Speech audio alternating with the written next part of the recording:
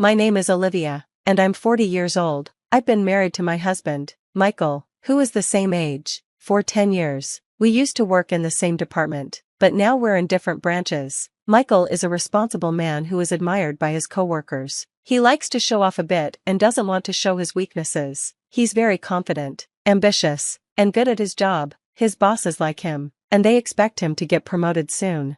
On the other hand, I'm more low-key and don't stand out much. Given our different personalities, I was surprised when Michael showed a lot of interest in me. After dating for 2 years, he proposed with a big bouquet of roses. I had never been loved like that before, so I said yes immediately. I was excited about the happy life I thought was waiting for me. However, things didn't go as I imagined. I had to live with my in-laws. I wasn't expecting this and wanted to refuse, but Michael insisted. He said, "My parents are good people, so it will be fine," and explained how much they were looking forward to me living with them. I couldn't say no, so for the last 10 years, I've lived with my in-laws in Michael's family home. Life there was far from what I had expected when I first got married. "Olivia, you forgot to clean the front door again, didn't you?" My mother-in-law's nagging started just as I finished making breakfast. "This happens every day." "I'm sorry," I said. "Don't just apologize, go clean it now if you understand," she replied. Even though I have to go to work, I'm treated like a servant every morning. Since living with my in-laws, I've had to wake up at 5 a.m. to make breakfast and clean the house. My mother-in-law, who is a housewife and stays home, doesn't do any housework herself. I hurry to finish my chores before work, and when I get home, I immediately start making dinner. By the time I go to bed, I'm so tired that I fall asleep right away. This has been my routine for years, and I often feel sick from exhaustion. I'm sure it's because of all the stress. "I don't want the neighbors to think you're being lazy, so make sure you clean properly," my mother-in-law says, while she relaxes in the living room, eating the breakfast I made. "You're going to be late for work if you don't hurry," she adds. Even though he sees all of this, my husband never stands up for me. My father-in-law just hides behind his newspaper and pretends not to notice. Since living with my husband's family, I've been treated terribly. The stress has made me lose a lot of weight, and I look unhealthy. "You're too skinny and unattractive, that's why you can't have children," my mother-in-law says.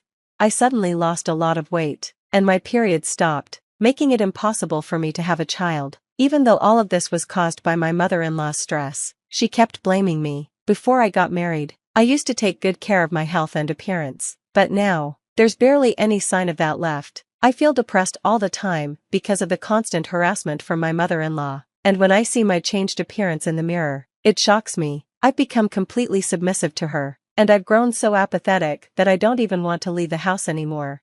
Then, I received terrible news. My father had suddenly passed away in an accident. I hadn't visited my family in a long time because whenever I mentioned going, my husband and mother-in-law would scold me. After hearing about my father's death, I deeply regretted not spending more time with him.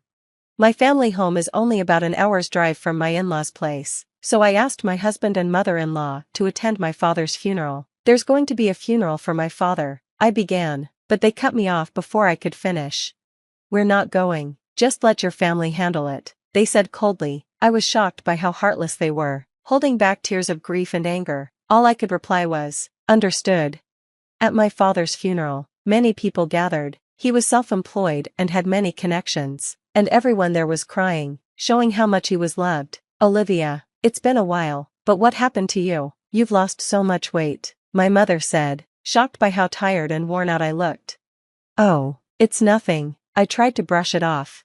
"You're not sick, are you? I can't bear to lose you too," she said, starting to cry, still emotional from my father's death. "I'm not sick, don't worry," I reassured her and took a break in the waiting room, but her question lingered. "If you're not sick, then what's wrong?" I thought about my interactions with my husband and mother-in-law. When I told them my father had died, they didn't say a single comforting word. As I thought about it, anger welled up inside me, and I decided to tell my mother the truth. Actually, I'd been dealing with what you could call bullying from my mother-in-law. "It's been wearing me out," I confessed, looking down. My mother peered into my face, concerned. "I'm relieved you're not sick, but this doesn't make me feel any better." "Is that why you haven't been coming to see me?" "Yeah," I nodded, feeling ashamed. Then, my mother handed me a piece of paper. Take a look at this and think carefully about what to do next, she said. When I looked at it, I realized it was my father's will. My father, being a careful man, had left a will just in case something happened. It also mentioned inheritance. Inherit $2 million? I said in disbelief. That's what it says. You can decide how to use it. I was stunned by the large amount. At the same time, I began to feel hopeful. Maybe with this money, I could finally end this miserable life with my in-laws. With the inheritance my father left me, I could finally build my own house and move out of my in-laws' home. Things seemed to be looking up. After returning to my in-laws' house, I went back to doing the chores like always. On days when I had plans, the house was messier than usual, but that was normal since no one else ever helped clean. While working, I thought about the $2 million I had inherited. Even though I didn't get along with my mother-in-law, I still wanted to stay with my husband, Michael. I decided to have an honest conversation with him about the inheritance and suggest we move out. There's something I want to talk about, I said after Michael's parents went to bed. We were finally alone. Talk about what? Michael asked. About my father. I've received an inheritance, I began. Oh? How much? He asked curiously. It's $2 million, I said, and Michael was shocked. Wait, what? $2 million? Michael couldn't hide his excitement. Yeah, 2 million, I confirmed. Michael was thrilled and said, That's incredible. He left you that much? I was about to discuss using the money to build a house, but before I could say anything, Michael interrupted with something shocking. We need to transfer that money to my mom's bank account right away, he said. I didn't understand what he meant. It sounded so absurd, I thought he was joking. No, why? The money is mine. That doesn't make sense, I said, laughing nervously. But Michael suddenly slammed the table, angry. What are you talking about? A wife's money belongs to her mother-in-law. He wasn't joking, he was serious, and I started to feel scared. I'm sorry, but I don't understand what you're saying, I said, confused. All I wanted was to suggest we build a house together, but Michael didn't let me speak. Instead, he kept insisting the money should go to his mother. I couldn't sleep that night, still in shock. The next morning, while I was making breakfast, Michael and my mother-in-law came to me with angry expressions. Olivia, I heard about the $2 million inheritance. You said you won't give it to me? Who do you think you are? My mother-in-law demanded. But I'm the one who inherited it, I tried to explain. Stop arguing and transfer it to my parents' account now. A daughter-in-law's money is our money, Michael insisted.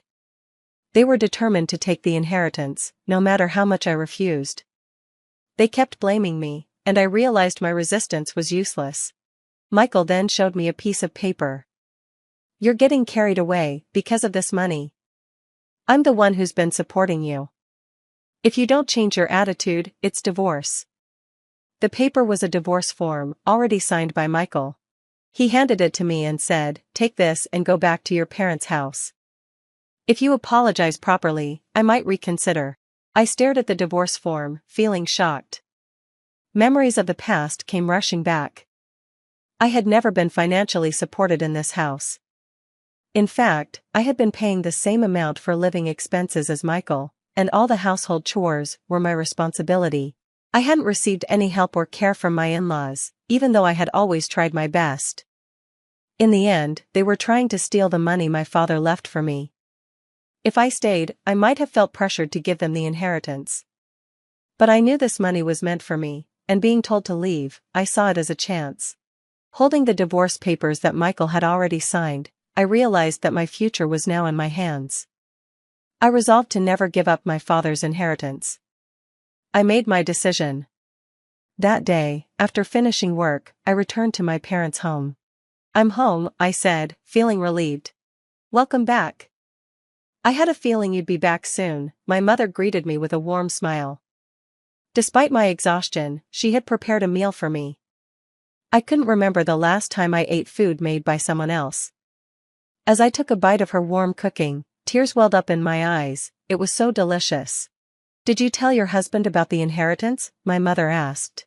Yes, and it caused a lot of trouble, I replied. I told her everything about what my husband and mother-in-law had said. My mother was shocked by their behavior. The inheritance is yours, and you should decide your future, she said softly, comforting me as I cried. After staying at my parents' house for a week, I decided to return to my in-laws' home. Well, I'm off, I said. Take care, my mother said. I wasn't afraid to go back anymore. I felt stronger and more determined. When I arrived, my husband and mother-in-law were waiting for me with their arms crossed. You're finally back. Have you reflected on your behavior? They asked. Yes, I apologize. Please let me live here again, I said, giving a superficial apology. My mother-in-law grinned. Well then, hand over the inheritance, she demanded. Actually, the inheritance process is taking a while. I haven't received it yet. It's complicated, so it might take another 6 months or so, I explained. Does it really take that long? Well, fine, they said, satisfied, thinking I would give them the money eventually. However, they continued to nag me about leaving for a week. The house is a mess, because you're not doing your duties as a wife. Clean it up quickly, they ordered. The house was filthy after just 1 week, almost impressively so, but unlike before, it didn't bother me. I simply did the housework as ordered, without feeling upset. No matter how much my mother-in-law bullied me or how dirty the house was, it didn't affect me anymore. I decided to go to the police with the recordings of the harassment. Harassment from an ex-husband is not uncommon, and the police said they would issue a warning before things got worse. Thankfully, they acted quickly and went to warn my ex-husband's family. Since my ex-in-laws cared so much about their public image, just having the police show up was a big deal. To make matters worse for them, a subordinate of my ex-husband who lived nearby saw the police come by, and rumors started to spread. My ex-husband was well known in his company, so when these rumors began, they spread quickly. His colleagues and subordinates, especially those who didn't like him, began sharing bad stories about him. Soon enough, the rumors reached the department where I worked. Did you hear the police were at his place? Someone asked me.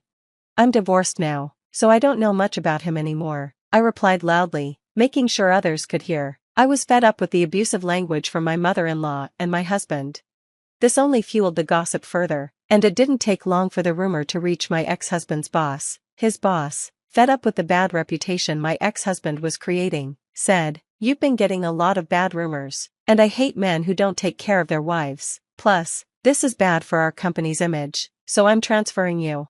The transfer was harsh. My ex-husband was sent to a small branch in the worst-performing region, far away from the city. It was a place with no entertainment, a remote area some would call a landlocked island. This transfer meant that everything my ex-husband had worked for was ruined, and his chances of promotion were gone. He had no choice but to move.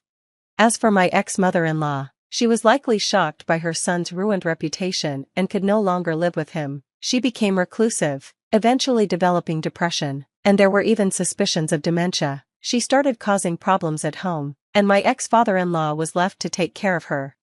Even though I wasn't related to them by blood, I had been treated as family, and what happened to them was simply karma for the way they mistreated me. Now, I'm living happily with my mother, and we've even started gardening in our large yard. If I had stayed in that toxic home, I never would have discovered this new hobby, which has brought me so much joy.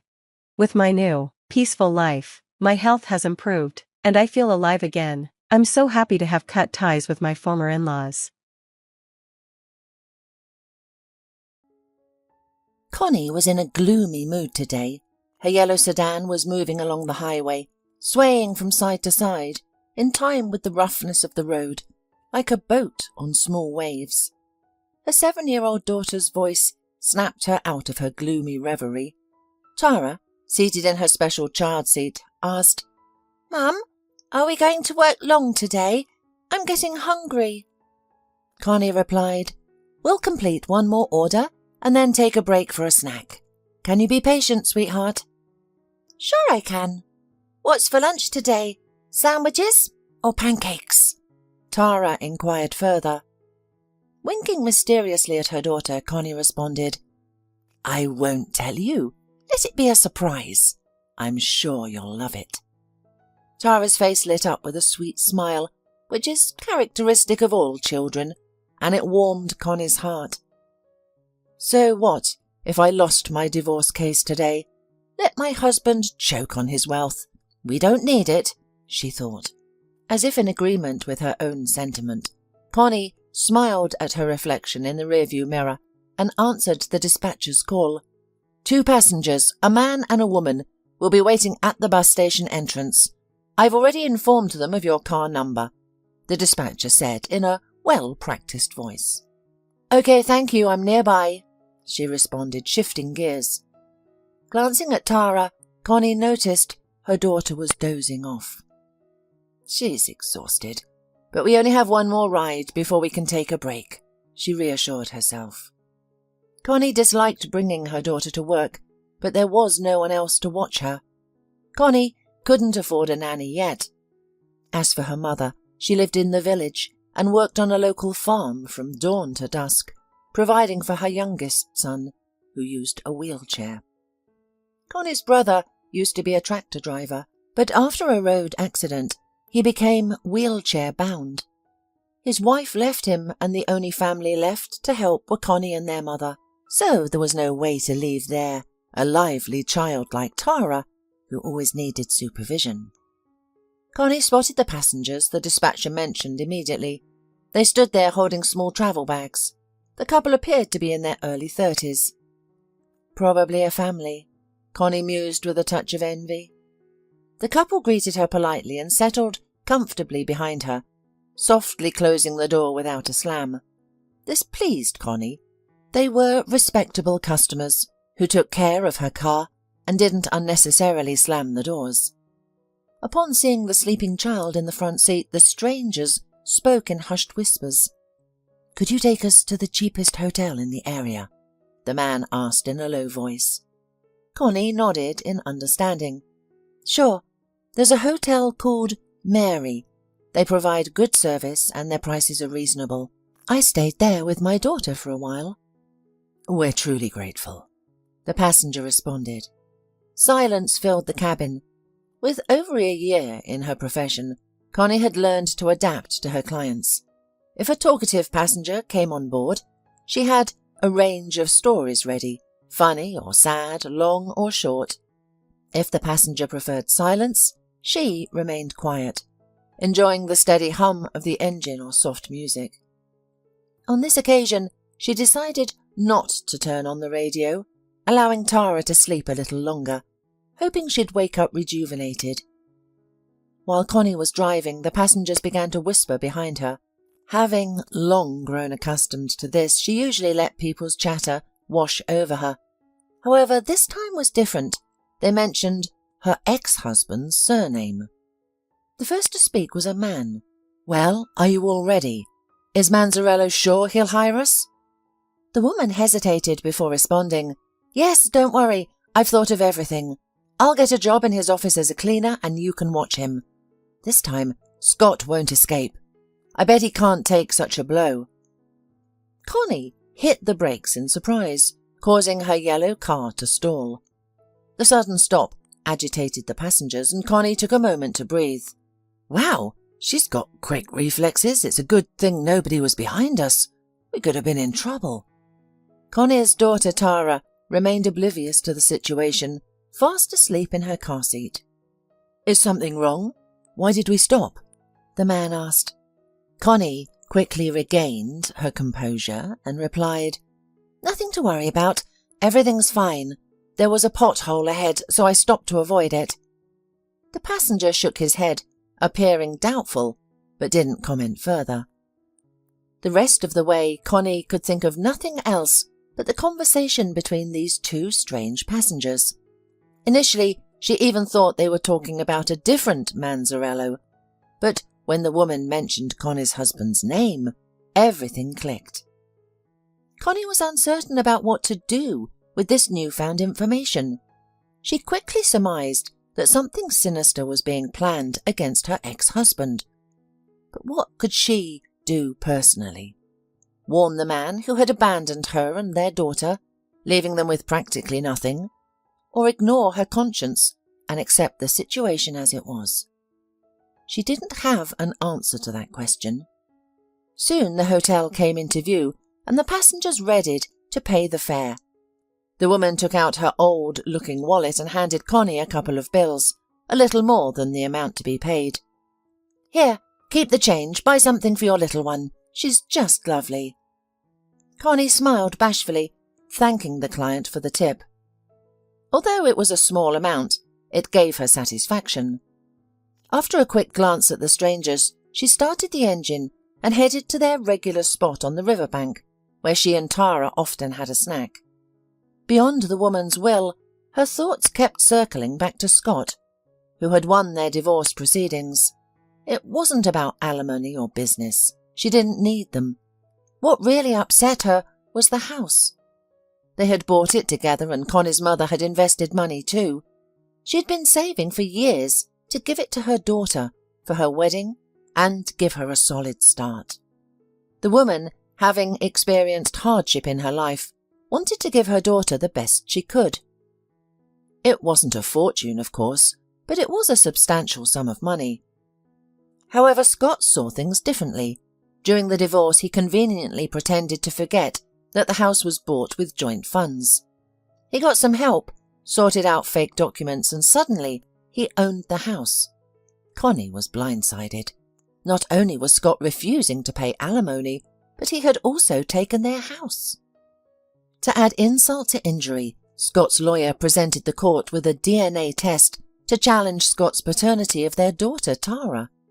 Wait, what test? When did you have time to do it? What the hell is going on? Isn't the mother's consent required in such cases? Exclaimed Connie. In response, the judge called for silence and began to study the documents. It was clear to Connie that the test was fake. After all, Tara could only have one father, Scott, and no one else. Unfortunately, Scott's lawyer had expertly forged the document. They were banking on Connie's surprise and her lack of legal knowledge. She thought the trial was for divorce and alimony, but she ended up losing not only the house, but also payments for her daughter. For Scott, this was a moment of personal triumph. He kissed his mistress in front of Connie, grinning maliciously. He strutted like a peacock in love. All that was missing were the feathers and luxurious tail. Tears streamed down Connie's cheeks. Her husband's betrayal had deeply wounded her. How could you do this? You're depriving your wife and child of a home. How can you look at yourself in the mirror after such an act? Shameful. Scott just grinned. Oh, spare me the guilt trip, Connie. We've been through this already. It's unbearable living with you. There's no excitement, no imagination, just constant boredom. But with Deborah, it's different. She makes my blood boil. She's what a real woman should be, unlike you, a provincial simpleton. At that moment, Connie had a strong urge to slap Scott, but she resisted. There were people around, and what would it change? Connie tried to dismiss the intrusive thoughts. She rubbed her eyes and refocused her attention on the road. She enjoyed the rhythmic hum of the engine and the feeling of unity with the car when driving. Connie had learned to drive in middle school when her grandfather had let her take the wheel of his old car. Of course, the man was always close by, monitoring every move his granddaughter made. Even though her grandfather was no longer alive, she cherished the skills he had taught her. She had learned not only to drive skillfully, but also to identify engine issues by their sounds. And even right now, Connie felt that something was obviously wrong with the car. Nothing critical, but it would be useful to visit to the repair shop after her shift. At that moment, Tara, who was nestled in the child seat, woke up and greeted her mum with a smile. "Mum, are we done yet? Can we take a break?" Connie returned the smile. "Absolutely, we'll take a break. We'll stop at the riverbank near the beach and have lunch." "Finally! I'm starving. I had breakfast this morning, but I'm hungry again." Patting her daughter's shoulder, Connie replied, "Well, you're growing up. Girls grow faster than boys, so your body needs fuel. Wait till you see what I've brought for you." For lunch, Connie had packed not just pancakes but also sandwiches, a combination of Tara's favourite foods. The pancakes were special, filled with cottage cheese and flavoured with raisins. As Tara munched on her lunch, she admired the river. People were swimming, sunbathing and fishing in the reeds a little further away. Connie, however, was not enjoying the river view. She was far away in her thoughts and still could not decide what to do with the information she had heard. Naturally, to go to the police with such information was a foolish idea. What am I going to tell the person on duty? That I overheard someone accepting a cleaning job at my ex-husband's company, and that someone would be watching from the sidelines? That's absurd. Connie hesitated momentarily, and then decided to share this information with her trustworthy friend Patty, who was known for finding the right solutions in challenging situations. However, Patty could be obstinate at times, sticking to her stance stubbornly. During their last conversation, she had adamantly insisted that Connie should file a second lawsuit and conduct an independent DNA test to confirm the relationship between Scott and Tara. Connie sighed dismally. "Why should I do it, Patty? You understand, I don't want to see him or be anywhere near him. I don't need his money either. Do you think it'll bring me happiness? I lived with him for all those years, enduring loneliness, while Scott was constantly on business trips, coming home late and always making excuses." Patty nodded. "It's crystal clear. Men, particularly those with money, can be like that. As soon as they achieve something, they become arrogant and reckless. It's as if a calculator starts running in their hearts, viewing all the attractive women in town as potential lovers with price tags attached to their dresses." Connie gave a wry smile. She understood Patty's opinion a long time ago. Just like Connie, Patty had experienced a painful divorce. However, her husband had been poor and had left her for a wealthy mistress. Afterward, he expressed regret and even attempted to return, but Patty could not forgive his betrayal and shut him out. After her daughter finished lunch, Connie contacted her dispatcher to inform him that she wouldn't take any orders for the day. The man, who was a former cab driver now wheelchair-bound after an accident, understood her situation. Everyone knew Connie seldom ended her day early unless there was a good reason. When Connie first joined their cab company, she was met with ridicule. The company owner had never dealt with a female driver before and decided to test her by assigning her the oldest car in their fleet. As expected, the car was difficult to drive due to constant breakdowns. Consequently, Connie spent most of her time in the workshops, covered in oil and diesel, assisting mechanics in repairing the car. To her credit, the young cab driver never complained about her circumstances, taking whatever was available to her, especially since she didn't have a car. Unbeknownst to her, Connie gradually expanded her repair skills and soon started fixing minor breakdowns by herself. Eventually, her old car started generating a respectable income due to its minimal breakdowns. Her success was often the subject of envy among other cab drivers who didn't understand the secrets to her success: hard work, diligence, and remarkable endurance. Notably, unlike most female cab drivers, Connie wasn't afraid to accept male passengers. For safety, she kept pepper spray with her. To her luck, she never encountered any outright miscreants. Tipsy men often behaved boisterously and declared their affection for Connie, but it never went beyond that. She responded with a smile, maintaining her polite demeanour, and never escalated the situation. Despite her indifference to tips, she often received them. Regrettably, a significant portion of these funds went to her housing rent, as she and her daughter were left homeless by her former partner Scott. Her landlady was an eccentric woman with whom Connie never felt comfortable. From time to time, she made her claims and tried to increase the price of the rent to profit at the expense of the young cab driver, But the woman did not even realise that Connie's earnings were not as great as she thought. After all, the single divorced woman had a daughter growing up, and Connie also dreamed of buying her own car and start a private taxi service, so as not to give most money to her company. The male cab drivers laughed at her ambition. "You're wrong dreaming about going private taxi driver, Connie. Your car will only get ruined and be of no use. Of course, now you are sharing part of your income for the provided car, but any potential costs will be covered by the company. It's much more complicated when you're self-employed."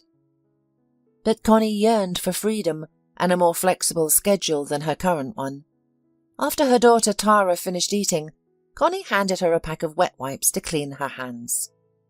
"Mum, where are we going now? Back to work?" Tara asked. "You've guessed wrong," Connie replied with a mysterious smile. "We're going to visit Aunt Patty. She's expecting us. You can play with Tommy on the game console, or play ball in the yard while we chat." Tara's eyes lit up with joy. "Wow, you've made my day. Not only did you prepare a delicious lunch, but we are also visiting Aunt Patty.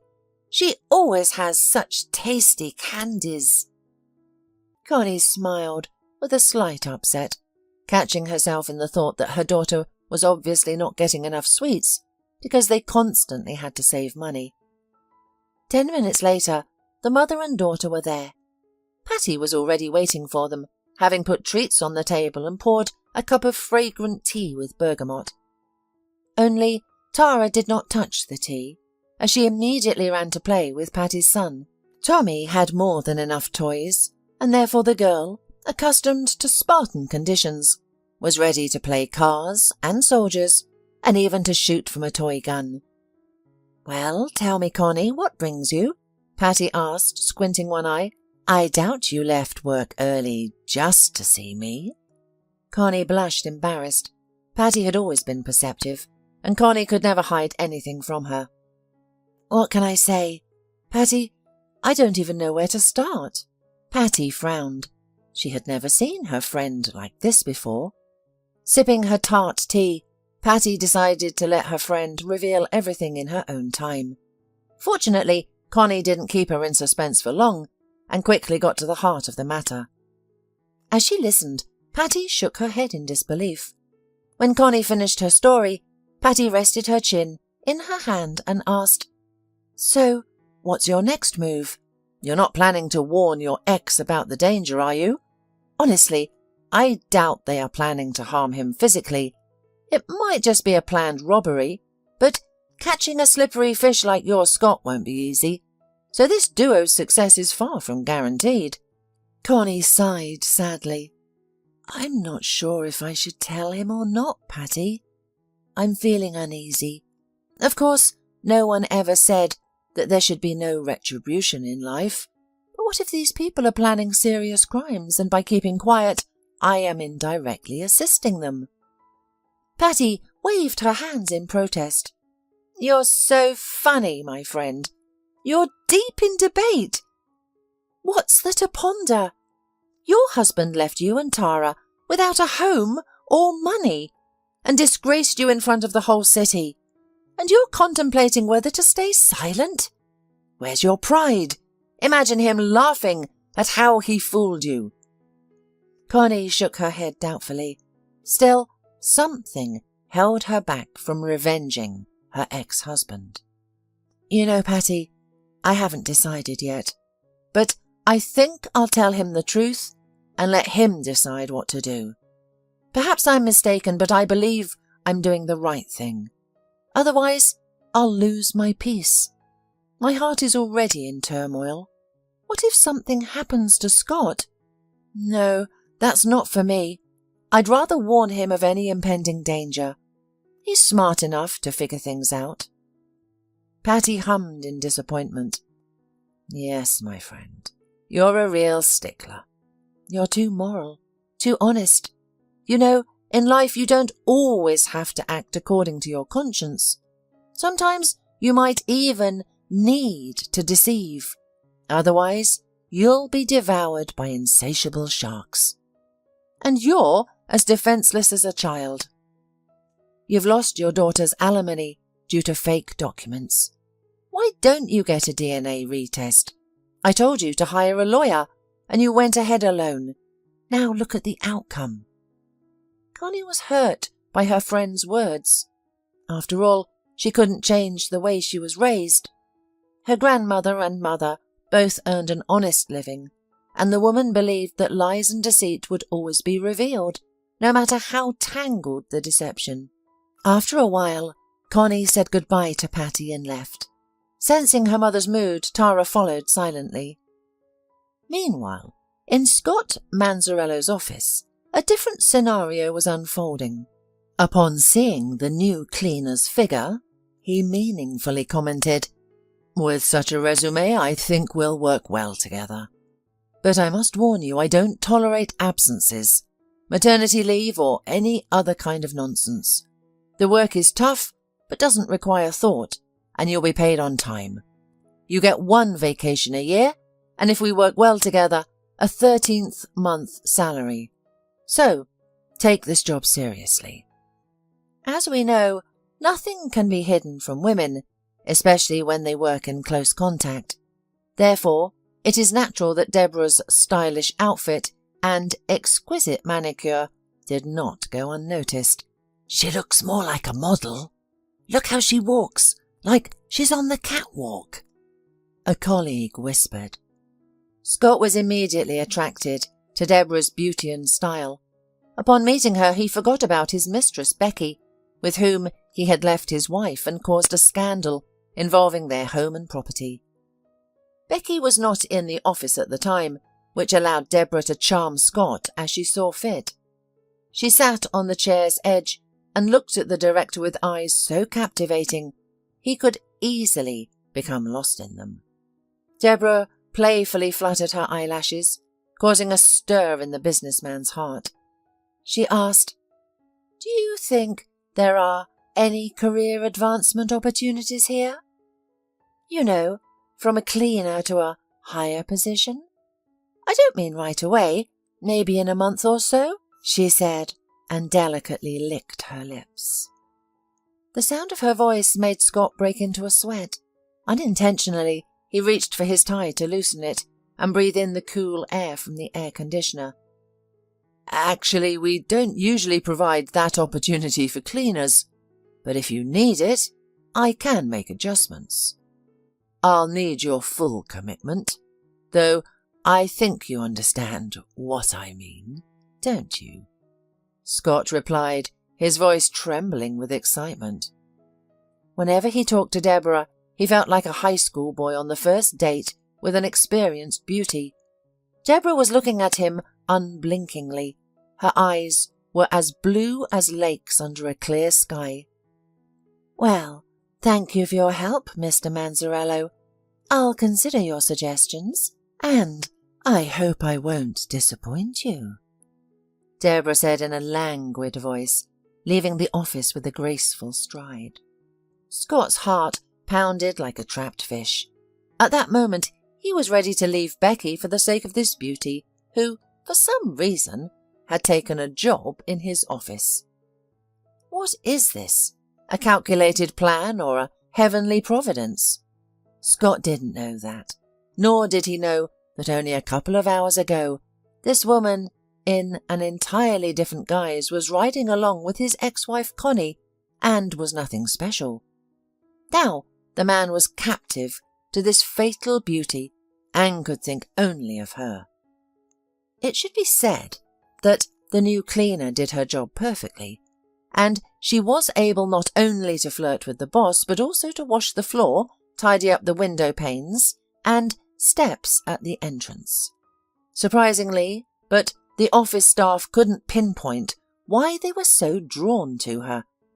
Although she wasn't traditionally beautiful and had minor flaws like everyone else, her big blue eyes had a mesmerizing effect. When she looked at someone, they would forget the topic of conversation and become her captive audience.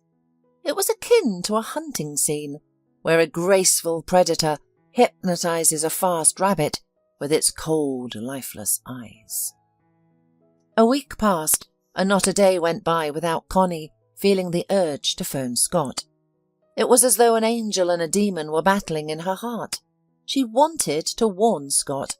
On the other hand, she did not know what exactly was being talked about in the car. As Connie lost sleep and peace, she began to worry about her ability to drive or the risk of falling asleep at the wheel. That's when she finally decided to call her ex-husband and relay everything truthfully.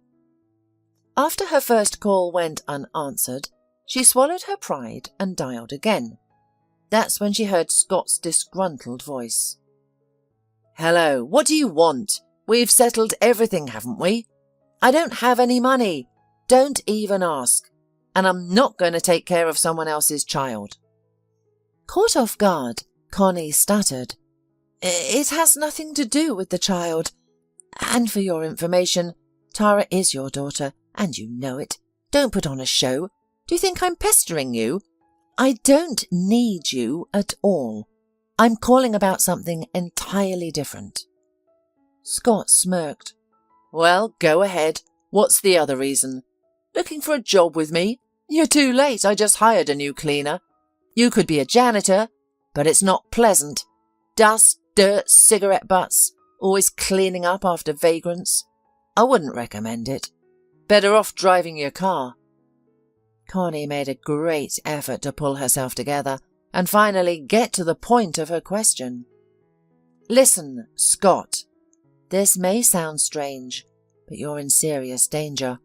A woman is about to start working in your office, and she's up to no good. She also has an accomplice. I don't know who he is or what he's planning, but you must be vigilant." Scott mocked. "Are you jealous? You must have seen me with the new cleaning lady. Yes, this beauty will surely outshine Becky. Soon, I'll make her a promotion." Connie felt a sudden rush of heat, and cold sweat broke out on her forehead. "A beauty? She's just a woman, riding in the back of my car with a man. What are you even saying? It feels like we're speaking different languages." Scott paused before responding. "Look, if that's all, then let's say goodbye. And don't watch over me. Who I see, whether it's cleaning ladies or others, is my business. You should move on. Find a driver, a trucker, or whoever, and be happy. That's it. Bye." Before Connie could respond, Scott abruptly ended the call. Tears rolled slowly down her cheek. "What a fool you are, Scott. Fine. It's my choice to warn you. The rest is up to you. Do as you please. Just don't involve me in your problems." Surprisingly, the conversation with his ex-wife did not bother Scott. As a businessman, he rarely trusted anyone, especially those he had wronged. Moreover, Scott Manzanello chalked up Connie's reaction to typical female jealousy, which can manifest in the most unexpected ways. Meanwhile, Deborah was making steady progress in her career. In just 2 weeks, she transitioned from a cleaner to a sales trainee. Many employees assumed that her promotion was due to a close relationship with the boss. However, the truth was far from it. If they knew how Deborah achieved her success, they would dismiss it as a fairy tale, fit for tabloid novels. Contrary to the office gossip, Deborah's advancement was not due to any love relationships, but a unique talent she inherited. Her primary tool was her eyes, with which she could read people like an X-ray. Her gaze was so penetrating that few could resist. Typically, people would give in to her assertiveness and undeniable charm. However, Deborah never used her gaze to make anyone do anything illegal, and anyway, the power of her gaze wasn't so powerful that it could control people like puppets, but to make them more compliant or softer was easy. Understanding the potential of her gift, Deborah used it sparingly and only for good reasons. Her partner Danny agreed with her approach. However, he did not possess such a gift and had to rely on his own abilities. While Deborah was becoming the queen of the office, Danny dressed in the clothes of a street hobo and tried to hang out near the company office, studying what was going on and making inconspicuous notes in his small pocket notebook. Of course, no one paid any attention to him, because everyone considered street vagrants as alienated and did not want to waste time on looking at them. And this was only to Danny's advantage. Soon he fixed Scott's license plates, studied his daily routine, and also learned his home address. In fact, in their pair with Deborah, he served as a detective. That is, he studied the behaviour of the object of surveillance, pursuing some personal, unknown to anyone's purpose. Meanwhile, Scott finally lost his peace, which did not go unnoticed by his official girlfriend. Becky could not understand what was happening. Why did her suitor suddenly stop giving her gifts, inviting her to the movies or restaurants? If before, Scott every month gave her a diamond ring or something similar, now she could only count on a shabby bouquet of flowers, which the courier brought from the delivery service. Deciding to find out what was the matter, Becky made inquiries in the office and almost immediately learned about the new employee who had won over everyone who had the misfortune to encounter her. "All right, let's see how pretty you are and what you're up to. Are you really going to snag yourself a rich daddy? You'll regret it, because he is mine." Becky sneered as she got ready for the office. She had never seen Deborah before and had no idea who she would be dealing with. However, when Becky finally met Scott's new lover in person, she laughed. What's so special about her? Where's all that beauty? Sure, she has big expressive eyes, but nothing else remarkable. And why does she command everyone here? Becky thought ironically and approached her. At that moment, Deborah was sitting at the table, attentively listening to the senior manager, who was training her for a future job. With a smirk, Becky asked, "Well, my dear, are you planning to stay here for a long time, or just passing through?" Deborah raised her eyebrow in surprise and gave Becky a meaningful look. However, her charm had no effect on Scott's mistress. It was a common occurrence, as all people are unique and have their own willpower. Becky never considered herself weak and always fought for her happiness. She had gotten Scott to divorce Connie, and it was she who had suggested the fake DNA test scheme, speculating that the court was unlikely to order a second examination, and simple Connie would probably never figure it out. Realizing she couldn't get along with Scott's mistress, Deborah decided to step back.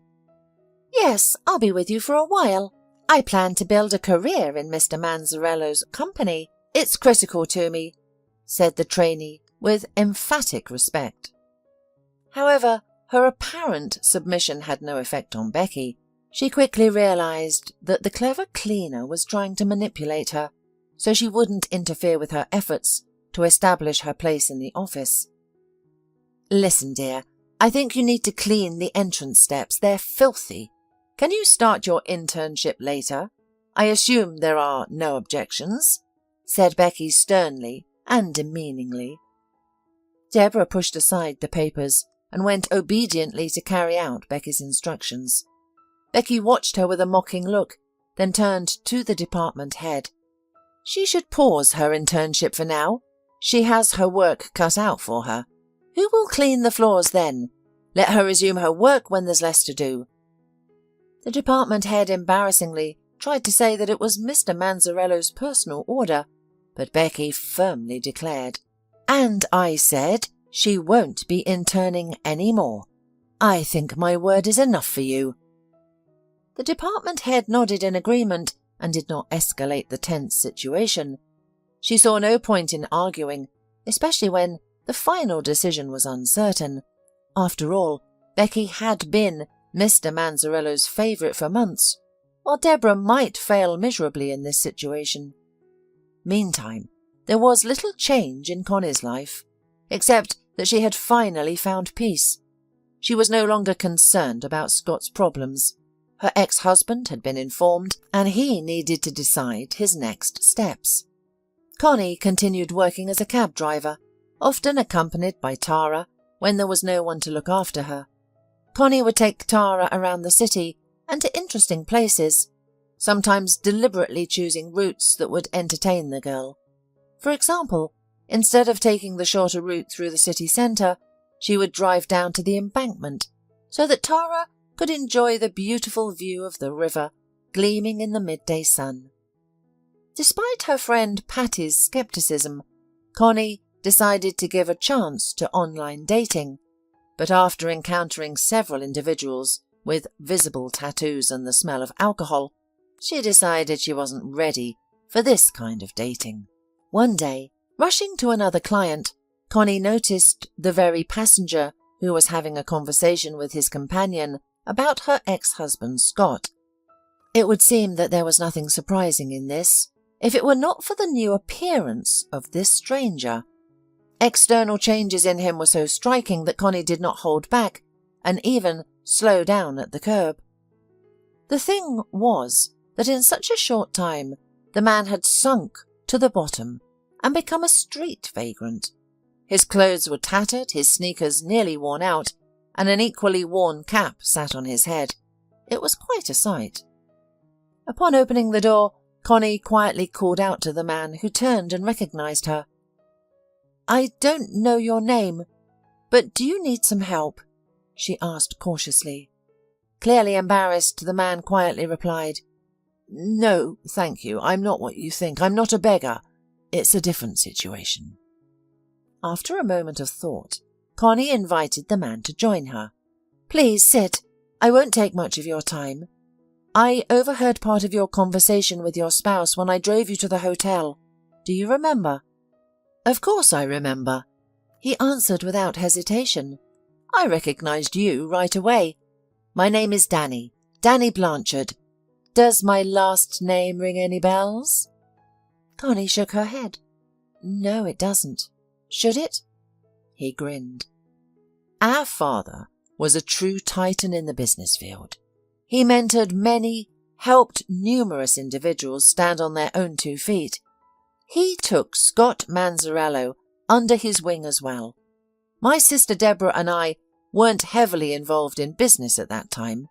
She was working in tourism, and I was into car racing and other frivolities. My sister and I assumed it would always be this way. Dad would always be there to protect us, pay our bills, cover our expenses. But then he passed away. We discovered at the notary's office, well after his death, that his inheritance had not gone to just anyone, but to Scott, who had been our father's right-hand man. Deborah was abroad when this happened and was unaware of it. When she returned, we found ourselves penniless. Scott had seemingly forged documents and had set the tax office on us. I ended up serving 4 years in prison. All this time, Deborah waited for me, afraid to confront Scott alone. Luckily, he didn't recognize us. You see, my sister was born with abilities we believe she inherited from our grandmother. Recently, Deborah decided it was time for revenge. We changed our names to avoid detection and moved to this town." Connie listened to Danny's story in disbelief. Could it be true that she didn't really know her husband at all? And that Scott, it turns out, had accumulated his wealth through dishonest means? Deciding to be honest with Danny, she told him the truth. "I am sorry to hear about your situation. The thing is, Scott is my ex-husband. He deceived me too, leaving me and our child penniless while he ran off with his mistress. I think it's fair to tell you right away.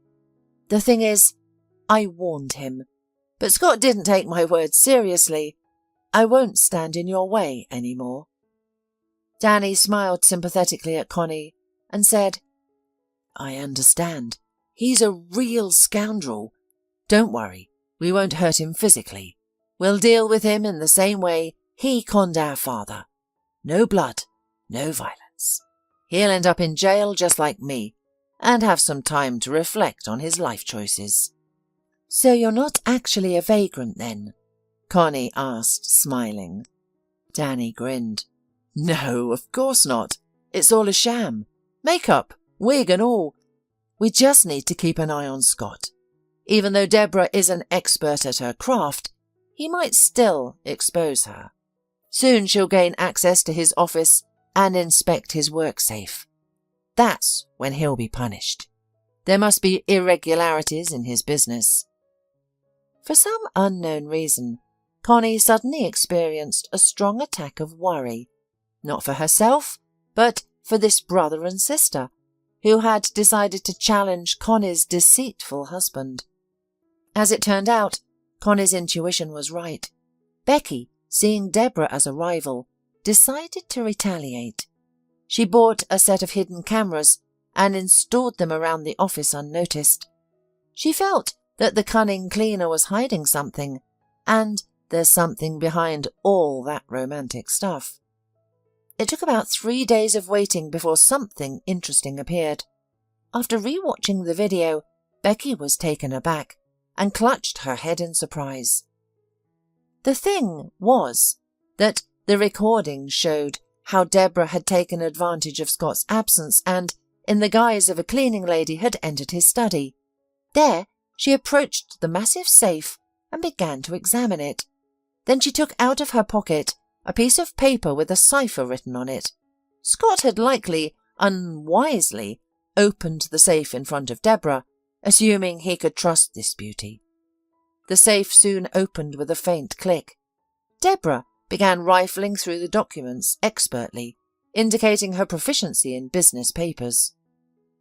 As this was happening in real time, Becky immediately called Scott, urging him to return to the office. Initially, Scott was dismissive of the idea. Why should I go there? I just came from there. Yes, Deborah is cleaning my office. What's the big deal? See how she is cleaning it. I think you're in for some interesting revelations today. Becky smiled and hung up the phone. Within 10 minutes, Scott and she were already entering the office where Deborah was examining the contents of her boss's safe. Catching the cleaning lady doing such a thing, Scott turned pale and slammed his fist on the door jamb. So, this is what you've been up to. What a fool I was, trusting your word while you keep hinting and flirting with me. Deborah recoiled and pressed herself against the wall. I'm sorry, Scott, but it's not what you think. She attempted to explain, desperately thinking about her next move. However, Scott felt controlling the situation thanks to Becky helping him regain his composure. I think it's time to call the police and have you locked up for 5 years at least, Scott declared, aiming to further intimidate the hapless cleaning lady. Becky intervened. No, we don't need the police. They might get their hands on our documents. We need to consider a different approach. I suggest we drive her out of town, leave her without money or identification, and let her find her own way. Well, that's an interesting idea. Yes, we need to take her somewhere, about 1,000 kilometers away, in the middle of nowhere, and let her go. And something bad might happen to her. Who knows? Scott agreed readily and smiled. All right, it's over. You'll never have a place in my company. Suddenly, sirens of police cars could be heard approaching from the street. Scott flinched and looked anxiously towards Becky. Is that the police? Who called them? Becky shook her head fearfully. Not me. I'm not that stupid. Yet. At that moment, Deborah laughed loudly. Did I fool you, lovebirds? I lured you here cleverly, didn't I? You thought I was working alone, didn't you? I have an assistant. My brother, Danny Blanchard. Does that name mean anything to you? Scott turned pale and clutched his throat, trying to loosen his tie. It does. Are you his children? I heard they've disappeared. Meanwhile, Deborah continued to press the frightened businessman.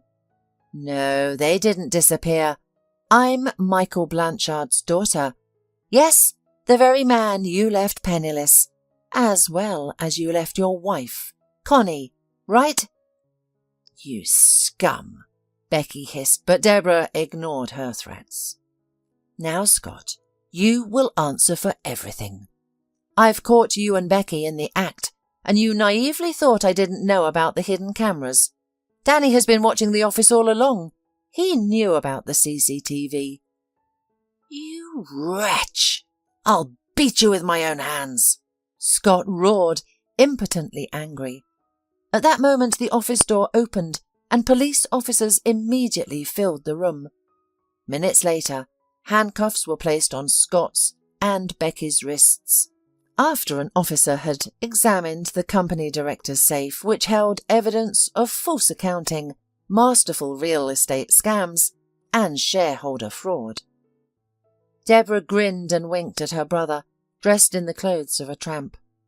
Only now Scott realized that he had become a victim of the very heirs he had deceived, from whom he had once despicably stolen his father's capital.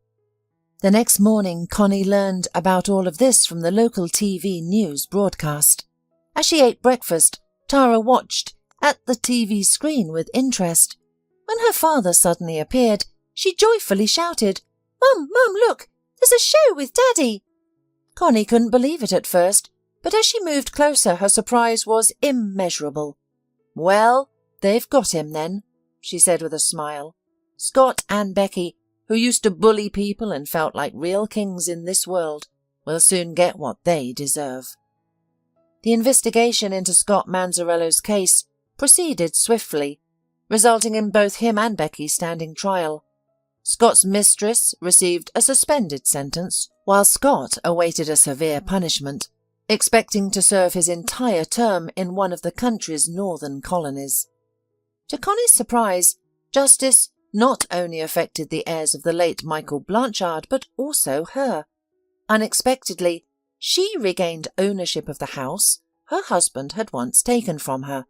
Danny, with an enigmatic smile, handed her the house keys and an envelope of money for the inconvenience caused.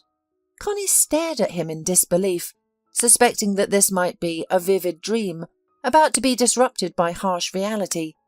However, no matter how much she rubbed her eyes or pinched her shoulder, reality remained as it was, reflected in Danny's kind and affectionate eyes. However, Connie did not even guess it wasn't Scott or fate who initiated the return of her home, but Danny, who felt pity and sympathy for the unfortunate cab driver raising a young daughter alone. Danny found himself thinking about Connie increasingly often, and one day he gathered the courage to invite her to a restaurant. Naturally, the meeting did not appear romantic, as Connie was accompanied by little Tara, turning the occasion into a joyful adventure. At that moment, Connie did not even suspect that it was from this meeting that a new life would begin. It wasn't the change of job or a return home, but the love and attention Danny showered her with, something she couldn't imagine with her unfaithful husband. Deborah supported Danny's choice, as she had a knack for understanding people. 5 months later, the couple had a modest but tasteful wedding, just as Connie had always wanted. Only the closest people were invited, including Patty and some of Connie's colleagues from the cab service. After the wedding, Connie left the company and together with Danny started their own business. They employed experienced drivers with the latest model cars. Rumour has it that their business is thriving, and those who know Connie barely remember her humble beginnings and her exhausting work in an old yellow car, which led her to meet her future husband. Little Tara is now in school, performing well, and telling her teachers that she will soon have a brother or sister. However, Connie and Danny feel that her joy will be more strong. According to the ultrasound results, Connie is expecting twins. So there's a chance that Tara will have both a brother and a sister at once. Cynthia Fish had her third cup of coffee, seething with anger. Even her favourite drink, paired with a small chocolate, couldn't restore her inner balance. The cause of her distress was her son's unexpected decision to get married. It wouldn't have been a problem ordinarily, but his choice infuriated the mother more than a red cape enrages a bull at a Spanish corrida. "Oh, where did he dig up her?" Cynthia thought. "Even her name is so old-fashioned. Zoe! What misfortune is this?"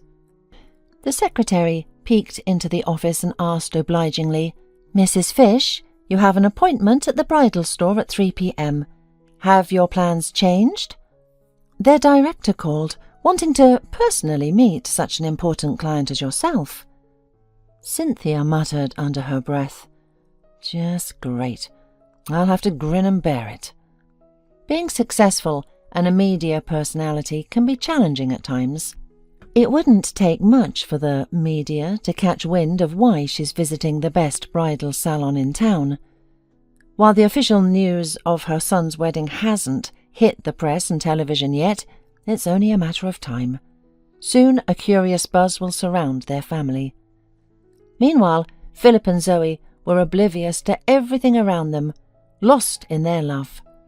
They decided to marry not because they were expecting a child, as often happens with other couples. They could live without each other, be apart for hours, days or weeks, but they simply didn't want to. Without each other, it became hard to breathe, colours faded, the sun failed to warm them, and winter's frost seemed unbearably icy. This was how Philip justified his desire to marry at 22 to his mother. She tried to understand him, but failed. Images from her own youth kept flooding her mind. Cynthia's parents were middle class. Her father was an engineer, her mother an accountant. Both worked at a large, stable and well-developing machine-building plant. All employees received their salaries punctually. Hard work was rewarded with commendations, certificates of merit, and regular bonuses. As Cynthia's mother used to say, "We don't live paycheck to paycheck, but much more comfortably. We vacation at the sea every year and could afford a summer house. We're no worse off than others." And then suddenly everything crumbled before their eyes. The factory stopped working. Cynthia's parents lost their jobs overnight. Her mother started to visit the pawn shop, where her gold jewellery gradually disappeared, followed by her silver teaspoons with stones, once considered a family treasure. Cynthia, a high school student, didn't immediately grasp the gravity of the situation. She'd dash home from school and hurry off with friends to the movies or a disco. Studies came easily to her, rarely requiring more than 2 hours for homework. She'd grab a slice of apple pie, gulp down milk from a jar, and head out. What more could a 17-year-old want? They scraped by for a year. Her father found low-paid work at a construction site. Cynthia's mother also found part-time work, doing bookkeeping for a newly opened small enterprise, but she couldn't hold a job long. She was used to being an accountant at a large enterprise, and for the small companies, she didn't have the needed knowledge. As graduation approached, it became clear that a new outfit for the blue-eyed Cynthia was out of the question.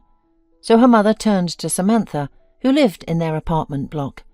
Samantha owned a cheap clothing store near the bus stop. These weren't quality items, just cheap, disposable treasures.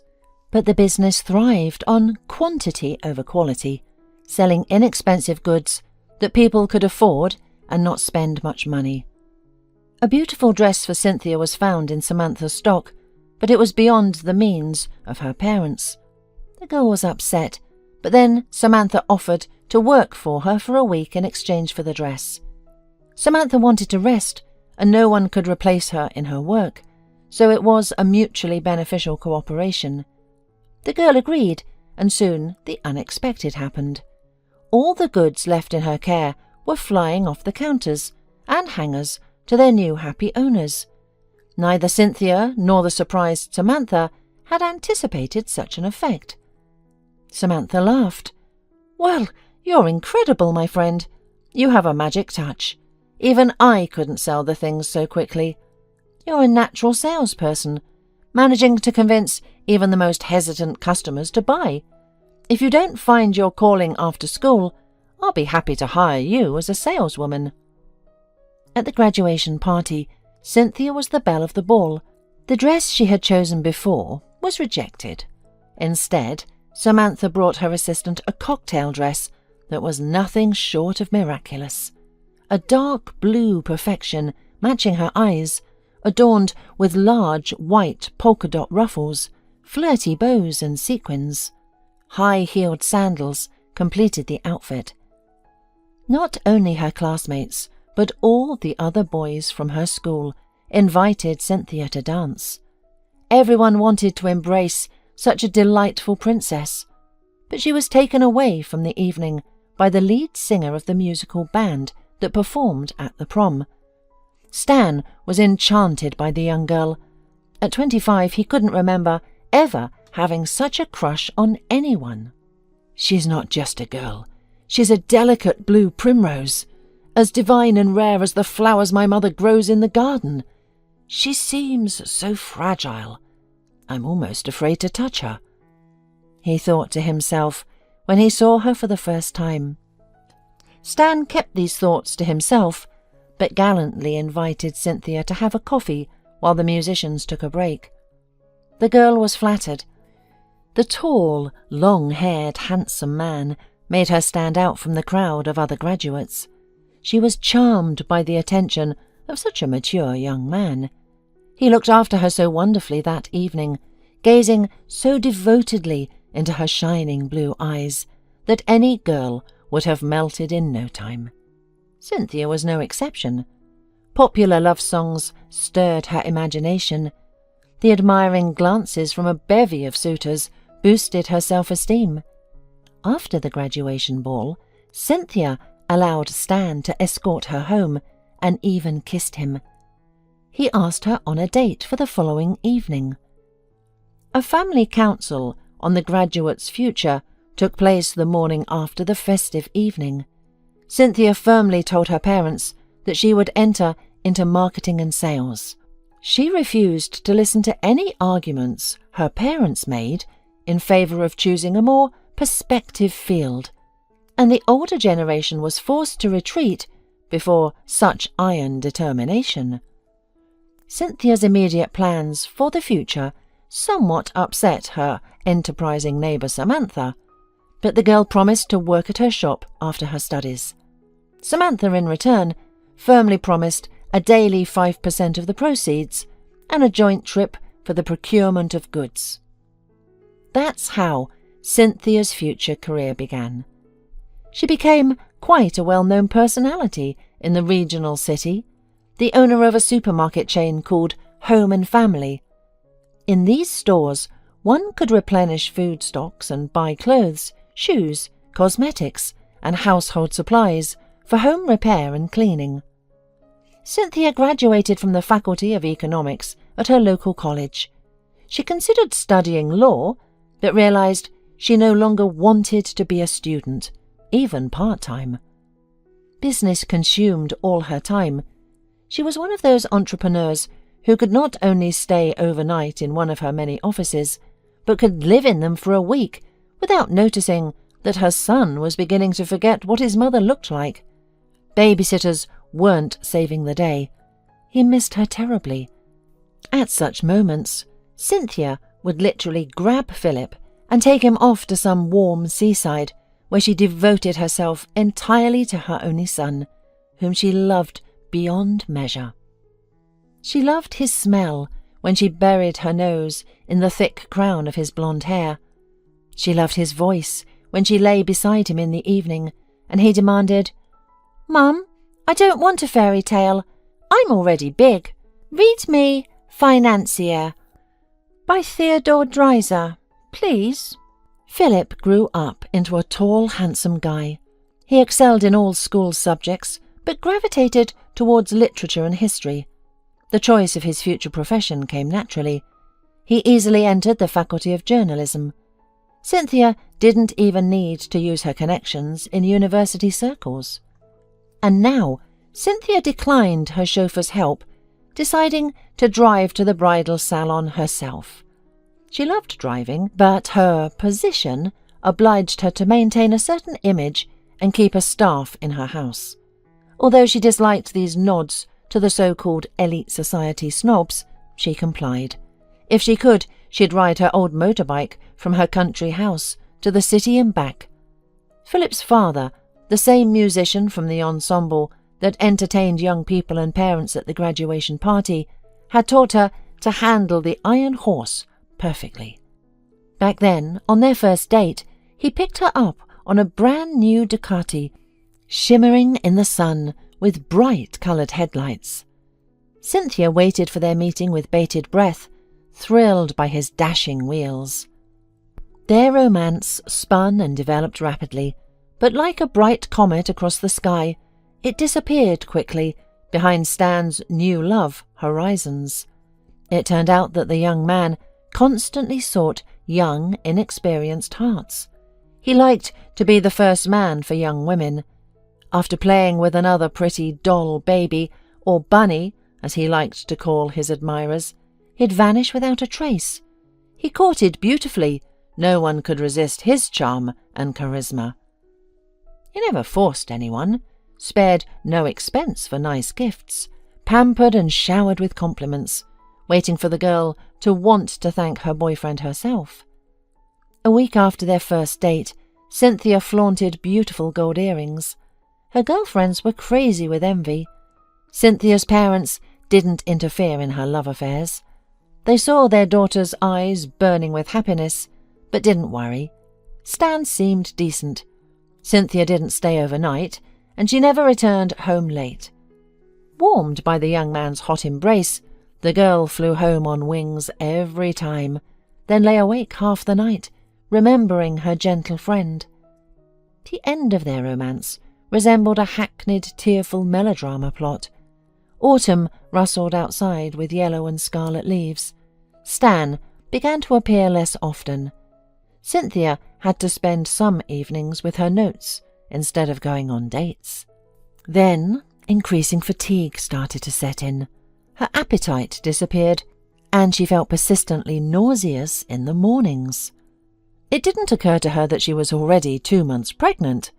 At 18, it's rare to have serious experience in such matters. Cynthia's mother was the first to sense something amiss. Her daughter's constant trips to the bathroom immediately suggested the reason for her indisposition. She asked her daughter directly, "Cynthia, did you and Stan have something? Look me in the eyes." The girl didn't deny it. She had always been firm in character. "Stan and I love each other. I'm an adult. So if your suspicions have any basis, we'll get married as circumstances dictate. I will give birth to a child, and we will have a real family." But Cynthia had no idea that Stan was already circling his new favourite.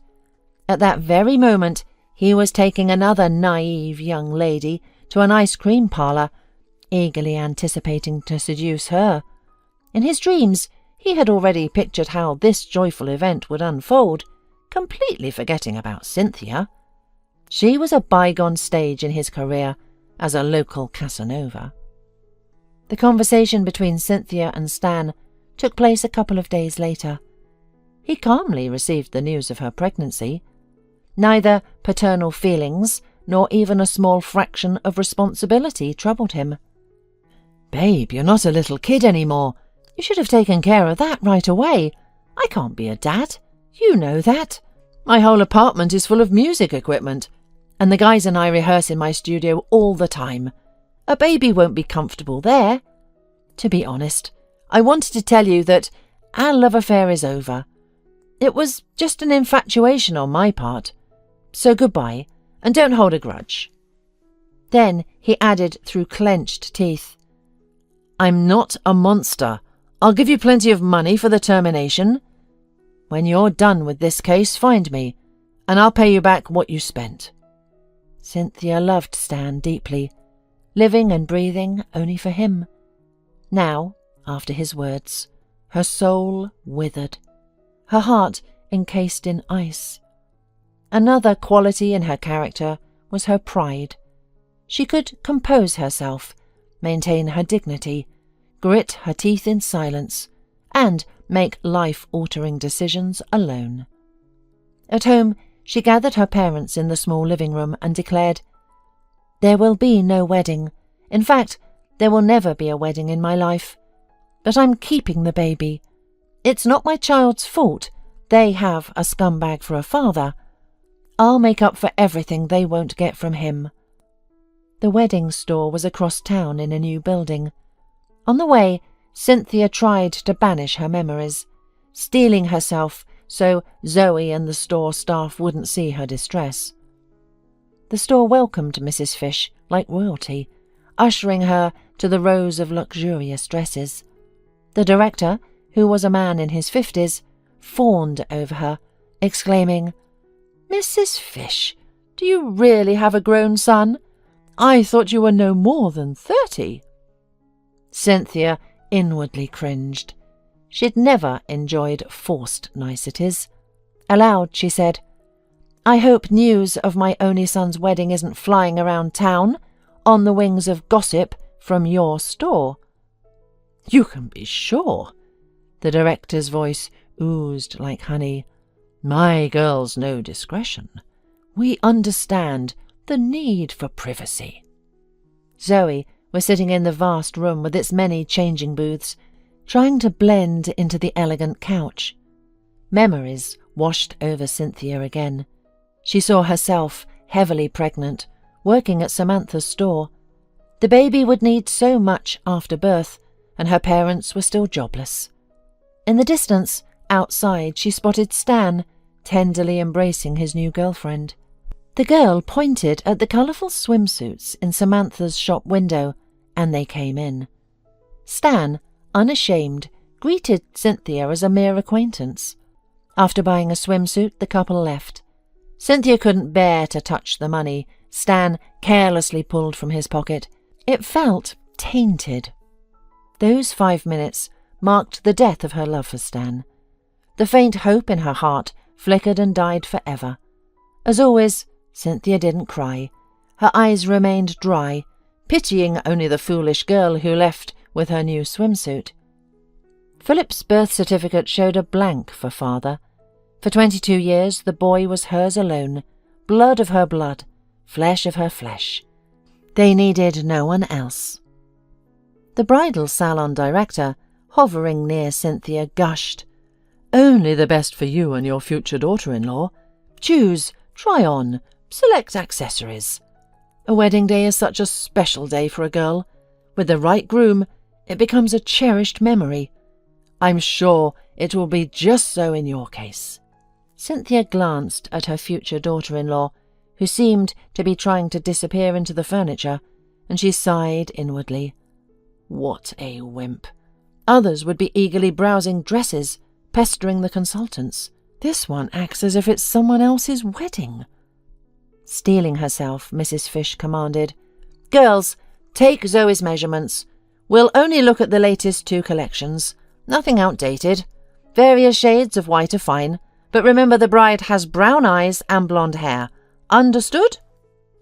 The sales girls scurried around, bringing an array of wedding dresses in delicate hues. Zoe trudged to the fitting room with a martyred expression, while Mrs. Fish perched on a high chair. Moments later, the director appeared with a tray of steaming coffee, chilled mineral water, and orange juice. Cynthia mused. How odd. A man with such a subservient attitude. Doesn't he have staff to serve customers? Or am I such a VIP that he's serving me personally? While waiting for Zoe, fragments of her troubled past surfaced in her mind. She thought of the men in her life, mostly young lovers a decade her junior. These guys were flattered by the attention of a beautiful, successful, wealthy, mature woman. She saw them purely for her own benefit, never mixing pleasure with her family vacations. She preferred her suitors well-bred, and in her schedule of the day she marked such dates like this: meeting at such and such address, fitness with 2 hours for physical engagement. To her, this was simply a way to preserve her feminine allure, nothing more. However, Cynthia's heart was far from stone. In the 20 years since Philip's birth, she had fallen in love twice. The first was the handsome James, a helper in Samantha's team. He carried bags, maintained the shops. Samantha now had gotten 3 by that time. Cynthia had just graduated from college and enrolled her son in kindergarten. Since his birth, Cynthia's mother had been ever present to help raise her grandson. In fact, until Philip's first day of kindergarten, his grandmother was with him day and night, while Cynthia earned her diploma and worked. At first, Cynthia and James were just friends. They helped each other with everything, especially when Samantha went on her trading voyages. With Cynthia, Samantha were now working under a new contractual arrangement. She leased one of her shops to her. The income of the new business lady increased, and Cynthia now fully supported her parents and son. James was 2 years younger than Cynthia, but looked older. His family also struggled financially, and as the sole breadwinner, he understood and related to his colleagues' aspirations. After visiting 2 shops in the morning and ensuring the other 2 saleswomen were doing well, James would hurry to Cynthia. They had unspoken friendly duties between them. Every day, Cynthia brought a large thermos of hot sweet tea from home. James would run to the bakery for freshly baked goods. They traded vigorously all day until evening, when it was time to clean and close the shop. James helped Cynthia tremendously. She didn't stop at the first shop, but rented and then bought several more outlets. And James was always there for her. Their relationship wasn't searingly passionate. Rather, it was a strong friendship infused with warmth and mutual support. At the beginning of her independent journey, James was in the right place at the right time. They remain friends to this day, though they've long lived in different cities. After 7 years together, James grew tired of Cynthia's refusal to marry or even live together. He left her and Samantha without drama, soon married and now raises 2 children. Both Cynthia, now successful, and the aging Samantha remember him with gratitude. After James came Pablo, caring, attentive and affectionate. Cynthia met him in the construction business while building her first supermarket. Fortunately, he didn't try to cheat her on money, quality of materials or deadlines. Over the past decade, he had helped her erect 3 retail sites, considering all her dreams and wishes. She didn't give in to his advances immediately, despite his handsome, statuesque appearance. Cynthia was troubled by the fact that he was, as she put it, long and deeply married. She couldn't comprehend his arrangement with his wife, where he lived and worked abroad for years, while his devoted Penelope bore and raised their children after his visits. During passionate encounters, Pablo would whisper, "My sweet, just say the word. I'll divorce. I love you so much. I'll move here permanently and build us a house together." Cynthia loved her knight in her own way, but refused to destroy another family. Pablo already had 5 children, and she knew all too well the challenges of raising a child in a single-parent household.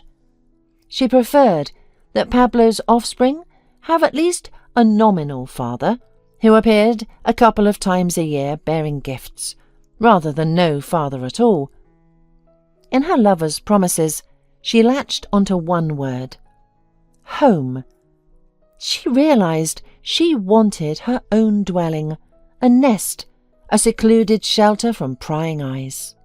After launching her 3rd commercial venture, Cynthia became so well known in the city that she couldn't appear in public without drawing attention. Pablo built her a house as a parting gift before her return to her homeland. He was 15 years her senior and had worked tirelessly. Though retirement seemed distant, he never slacked off, pouring his heart and soul into his projects.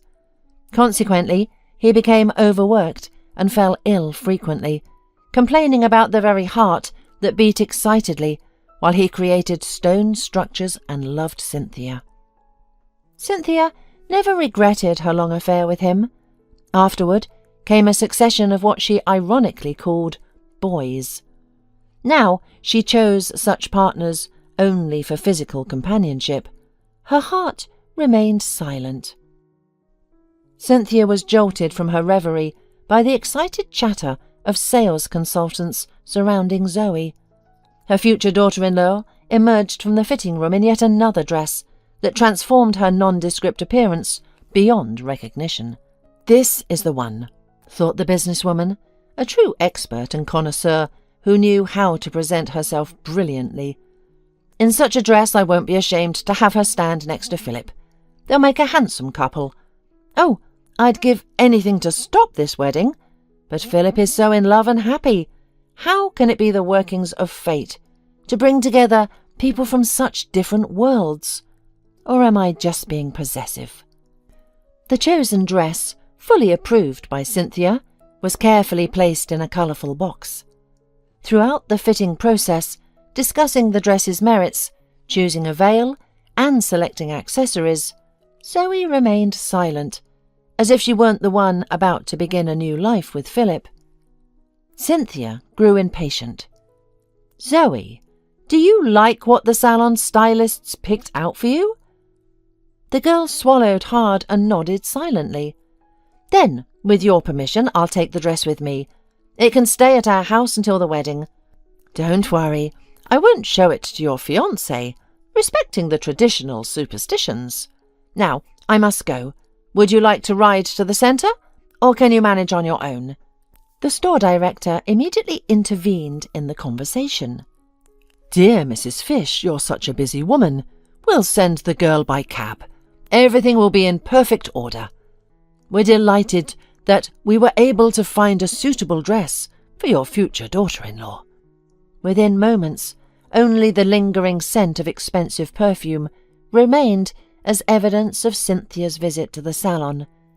One of the saleswomen gently guided Zoe to the staff lounge. "I don't envy anyone who becomes the daughter-in-law of that stern woman.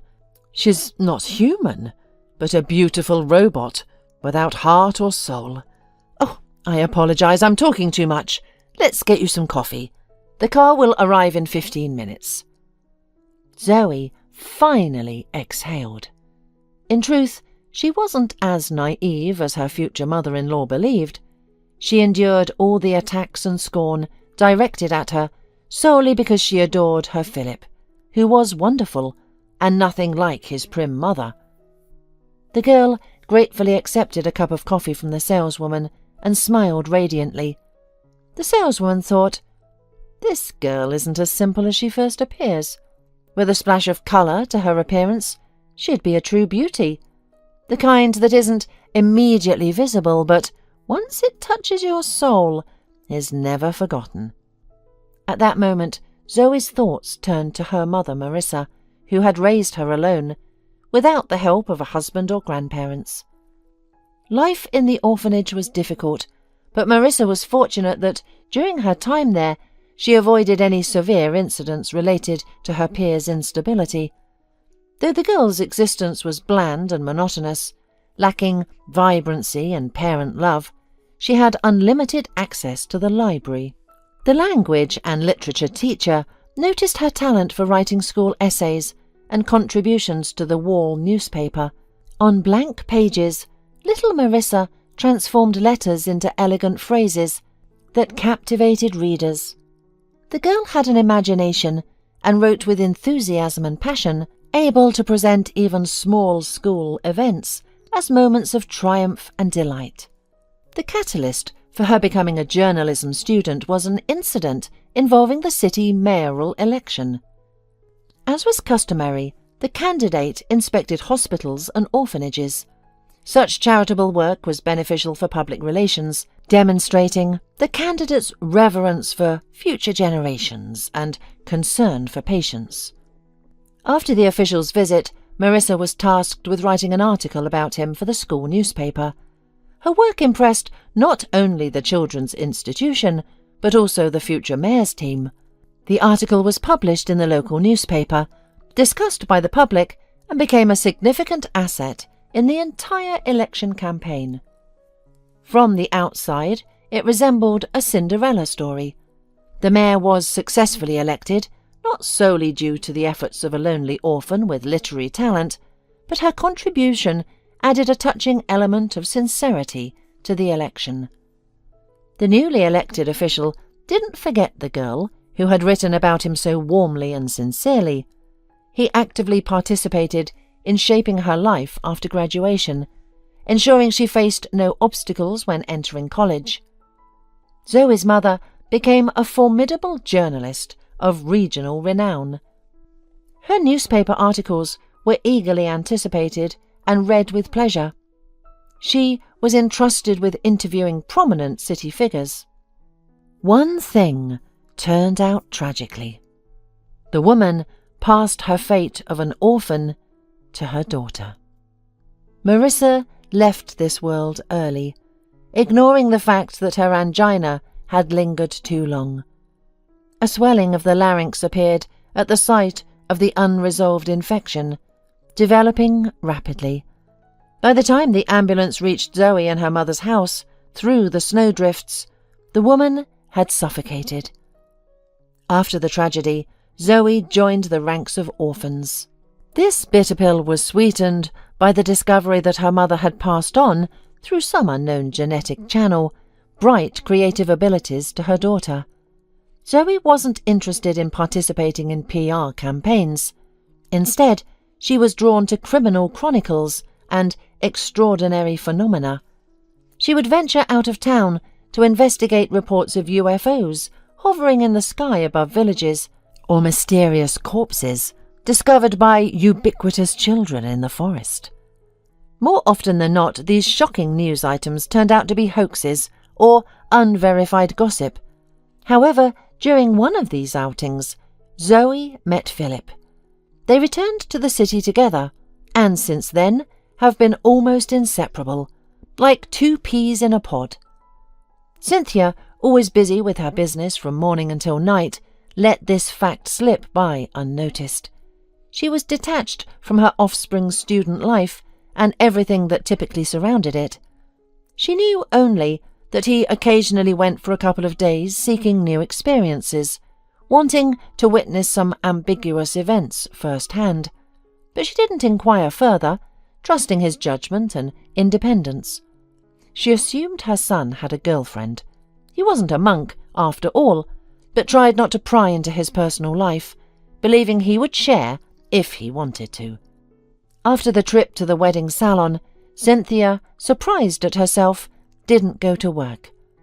They could manage without her today. It wasn't a kindergarten, but a well-oiled trading machine.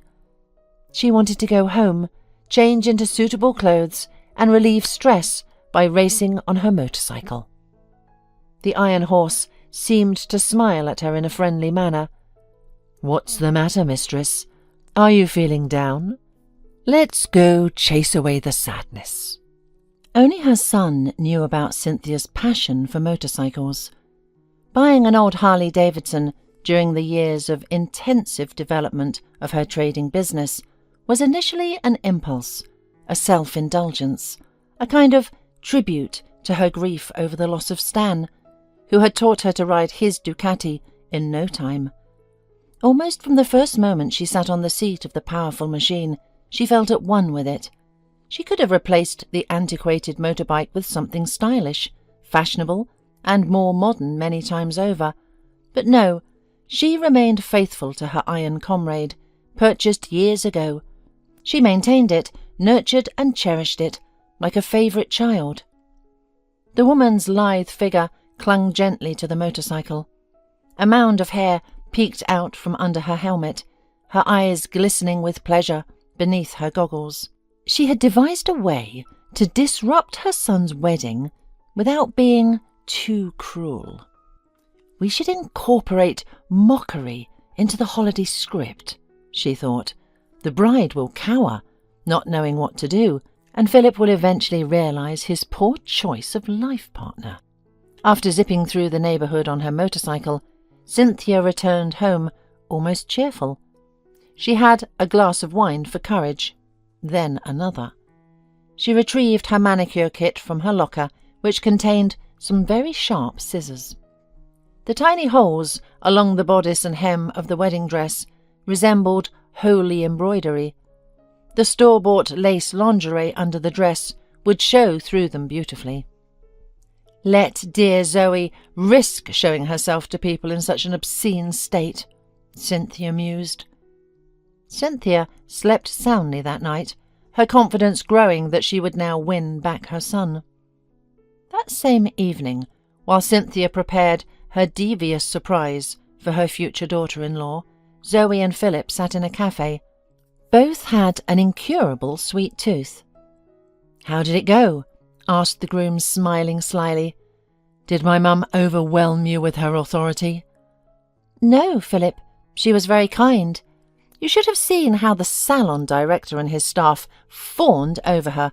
It was hilarious. She's truly a wonderful woman. She's achieved everything in life by herself. She's raised you to be a joy to me and to her. I hope we'll find common ground and even become friends." 2 days before the wedding, Cynthia couldn't contain herself. She decided to take the dress to Zoe, giving her a chance to fix it. "Perhaps this underdog isn't as simple-minded as I thought," she pondered. "Maybe she'll marry Philip without moral compromise." Cynthia was certain the girl wouldn't be able to salvage the situation with the wedding dress. She wouldn't be able to mend the numerous holes or cover them with some ridiculous applique. She also couldn't afford a new dress. The situation was, in Cynthia's opinion, hopeless. Zoe accepted the box containing the outfit from her future mother-in-law with words of gratitude. She offered her guest tea, but Cynthia cited her busy schedule and hurried away. The girl sensed something amiss in the woman's behaviour, and she wasn't mistaken. When she unwrapped the dress, she was quietly aghast.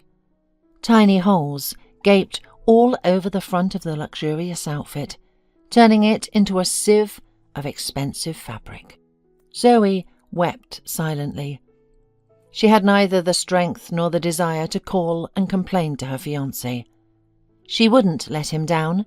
She'd search her entire closet to find an outfit in which she could appear before the guests the day after tomorrow. After 2 hours of meticulous searching, Zoe realized she had been hasty in her hopes of having suitable clothes. The only dress that fit her had been sewn in the orphanage for the graduation party. The dressmaker at their institution lacked imagination. Nevertheless, Zoe had kept the dress as she embarked on her new life. For student life, jeans, summer pants, t-shirts and sweaters were more practical, especially considering Zoe's frequent trips to surrounding towns and villages. As a freelance correspondent for the newspaper since her first year, she was always on the hunt for extraordinary stories. The fees she received were just enough to make ends meet. Chic outfits were, of course, out of the question. Zoe felt fortunate that Philip accepted her as she was. Pretty, simple. But she never imagined her future mother-in-law would treat her this way. Mrs. Fisher's actions were hurtful to the point of tears. Now, Zoe twirled her mother's old, broken jewellery box in her hands. The ballerina against the mirrored background, once a childhood delight, refused to move, and no music played. Annoyed, she threw it on the bed, but failed, and the box fell to the floor, cracking in half. A small notebook tumbled out. Zoe snatched up the find and opened it, recognizing her mother's handwriting. She had been reading avidly. It was a diary of sorts. Skimming dates, she focused on names and events, her head spinning. In these notes, her mother confessed to doubts and agonizing, fateful decisions. For the first time, Zoe discovered the answer to the question of her father's identity. The news was overwhelming. It was a famous actor from the local drama theatre, Paul Baxley. His face adorned numerous posters around the city. Zoe couldn't comprehend it. What could have connected her mother to this handsome man? The diary held the explanation for this puzzling revelation. A savvy journalist had once been assigned to interview the rising theatre star. The young couple took a liking to each other, but their passionate romance was short-lived. Paul soon became caught up in a whirlwind of new admirers. So his mother found herself pregnant after just a few private encounters. Marissa chose not to inform him about the outcome of their meetings. The man was so immersed in the bohemian lifestyle that he would hardly have made an attentive father. Making a decision for two people isn't a fair approach to such a momentous event as the birth of a child. Yet strange and unwise as it may seem, women do it sometime. Marissa was no exception. She didn't seek out Paul or have a serious conversation with him. Instead, she kept everything secret, condemning her daughter to grow up fatherless. God be her judge. Zoe felt unqualified to judge her mother's actions. I don't know how Mum and I would have lived if she and my dad had been together. I now vividly recall how she always took me to the theatre for premieres and regular performances featuring him. She never made a fuss about it. It turns out we went to be near my father, and my mum, the woman who loved him, judging by the diary, tried to catch even a glimpse of the object of her affection. No psychologist would venture to give Zoe a definite characterization regarding her strength of will and character. At times, she was afraid of minor obstacles, burying her head in the sand. Other times, she could move mountains to find a needle in a haystack. Now, she packed the ballerina box into a bag, remembering to include her mother's diary, and set out to find the drama theatre's contact information. She was determined to get to the bottom of this long-ago story. She would meet her father. Paul Baxley sat in his dressing room, struggling with his face, or rather, with the layers painted and glued onto it. Removing what he jokingly called his facade, several layers of professional makeup, was quite a challenge, but he disliked calling on his makeup artist for help. After another performance, he felt like a lemon squeezed dry. As cliched as it might sound, he loved his profession deeply, pouring his strength and soul into it. He never gave a shoddy performance and always strived to stay in shape.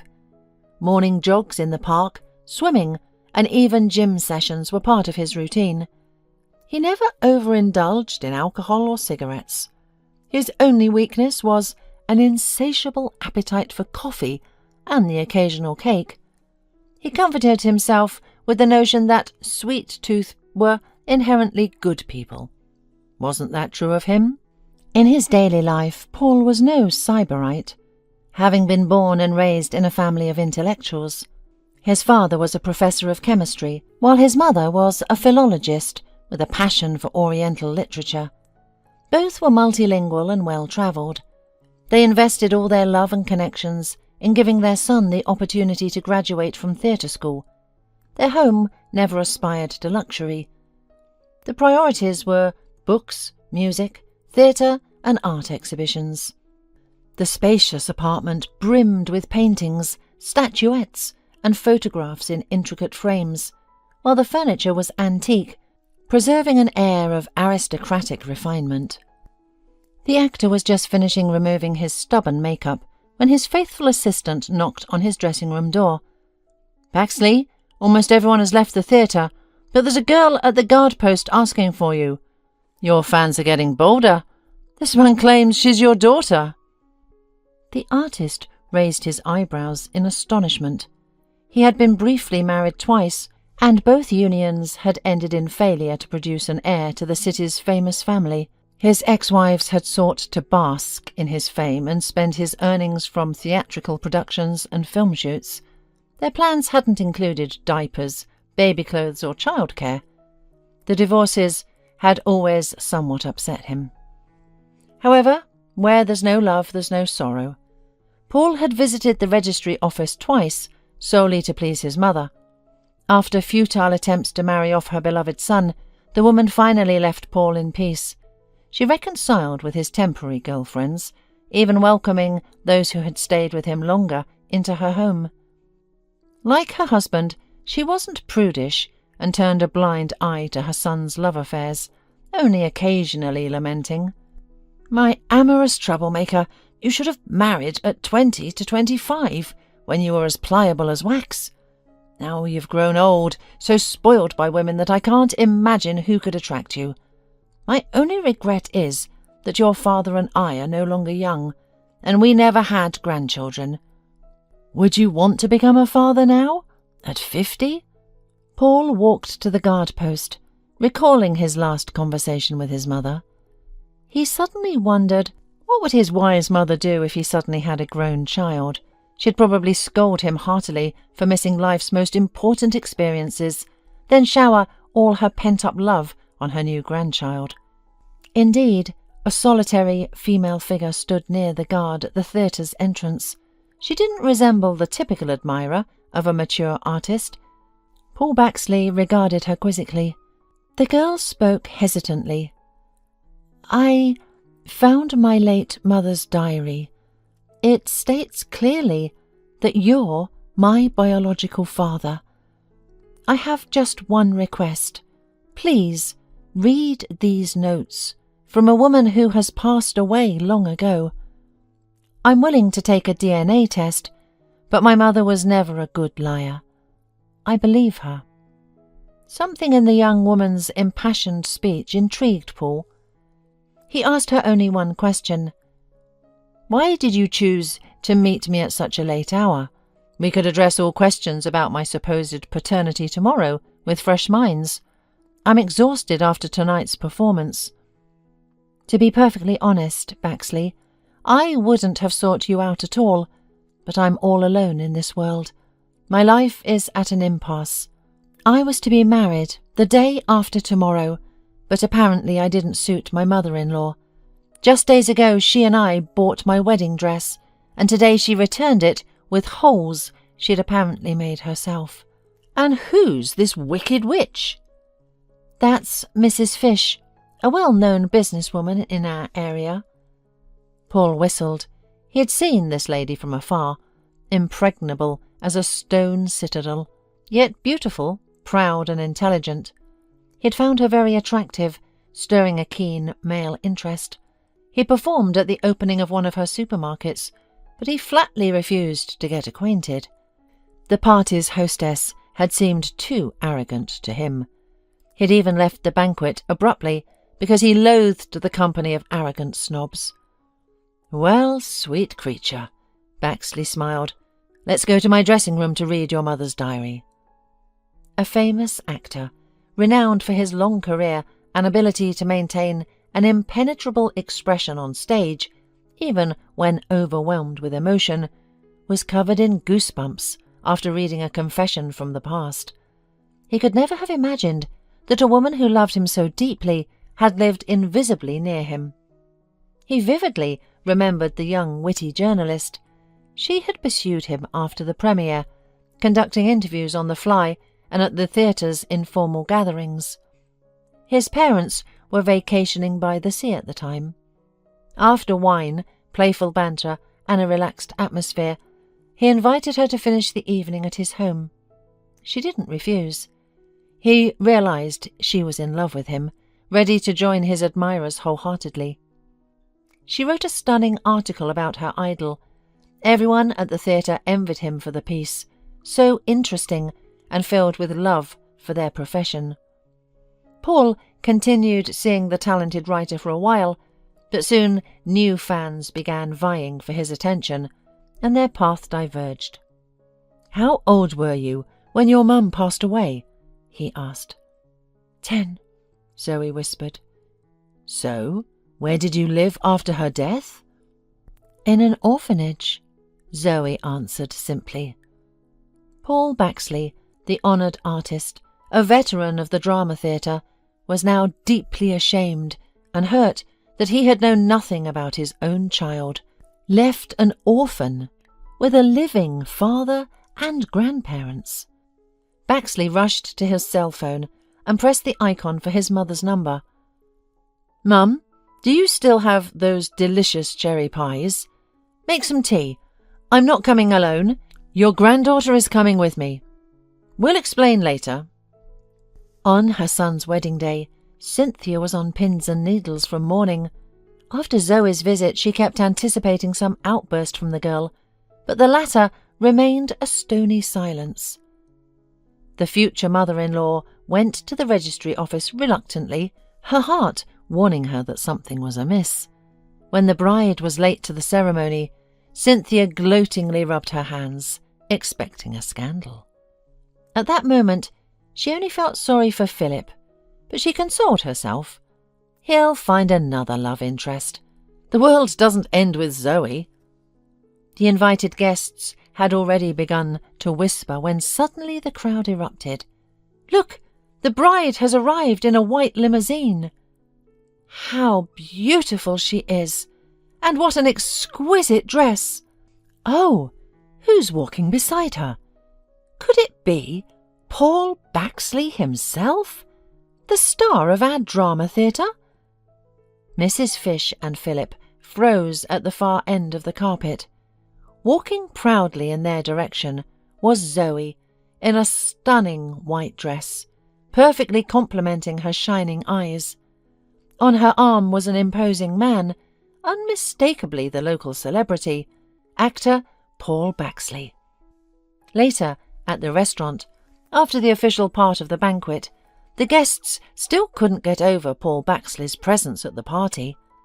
Philip happily embraced his Zoe, making it clear he would never let her go. "I've lost," thought the hapless mother-in-law. "Ahead of me lie lonely evenings, creeping old age, and my son's distrust, if Zoe shared the story of her wedding dress with him." Suddenly, someone put an arm around her shoulders, making Cynthia flinch. A pretty elderly woman stood beside her. "Mrs. Fish, I finally found you. It's time we got to know each other better. We're family now. My granddaughter Zoe has told me so many wonderful things about you. She was so upset about ruining her wedding dress and afraid to admit it to you. She kept lamenting that you bought her such a marvellous dress as a gift and she couldn't keep it. Let me introduce you to my husband and son. A granddaughter's wedding is such an exciting event. I'm a bit flustered, as I haven't been to such a crowded gathering in a long time." Mrs. Fish couldn't believe her ears. Zoe didn't say a word to the family about who really ruined her dress. That's unbelievable. The whole family decided to celebrate Philip and Zoe's wedding anniversary at Mrs. Fish's country house. Zoe was expecting a baby and didn't want to go to a restaurant or cafe. While the men prepared meat at the barbecue, the women, having already set out light appetizers on the gazebo table, chatted serenely. Paul's mother again pestered the lady of the house. "When will you and Paul stop hiding your relationship? You're behaving like children. Cynthia, what's this nonsense about never marrying? You've been living together for 6 months, and you still won't give up your secrecy. Can't you see how my son is glowing with happiness? And you look even more beautiful. My husband and I are celebrating our golden wedding anniversary next year. 50 years together is no small feat. Marriage isn't hard labour. It's a long road of compromises, I'll admit. But at the same time, it's an exciting journey together." "Cynthia," Zoe chimed in, "let's pick the dress together. My wedding dress changed my fate dramatically, giving me a big family where I'm important, needed and loved. I have the right to participate in your personal happiness, since you once orchestrated mine." She smiled slyly and put her arm around Cynthia's shoulders. Why should anyone need to know how things really were? Let that remain Zoe and Cynthia's secret. Since childhood, Raymond's father was the most important person in his life. He not only respected and loved his father, but considered him his idol and role model.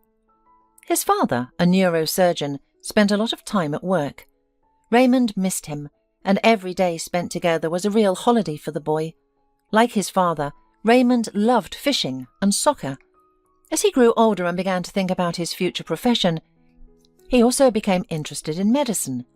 The only difference was that Raymond ultimately became a surgeon instead of a neurosurgeon. When Raymond's mother died, he was only 11 years old. Since his father took a month-long vacation to be with his son, fearing for his psychological state, it was easier for Raymond to process his grief.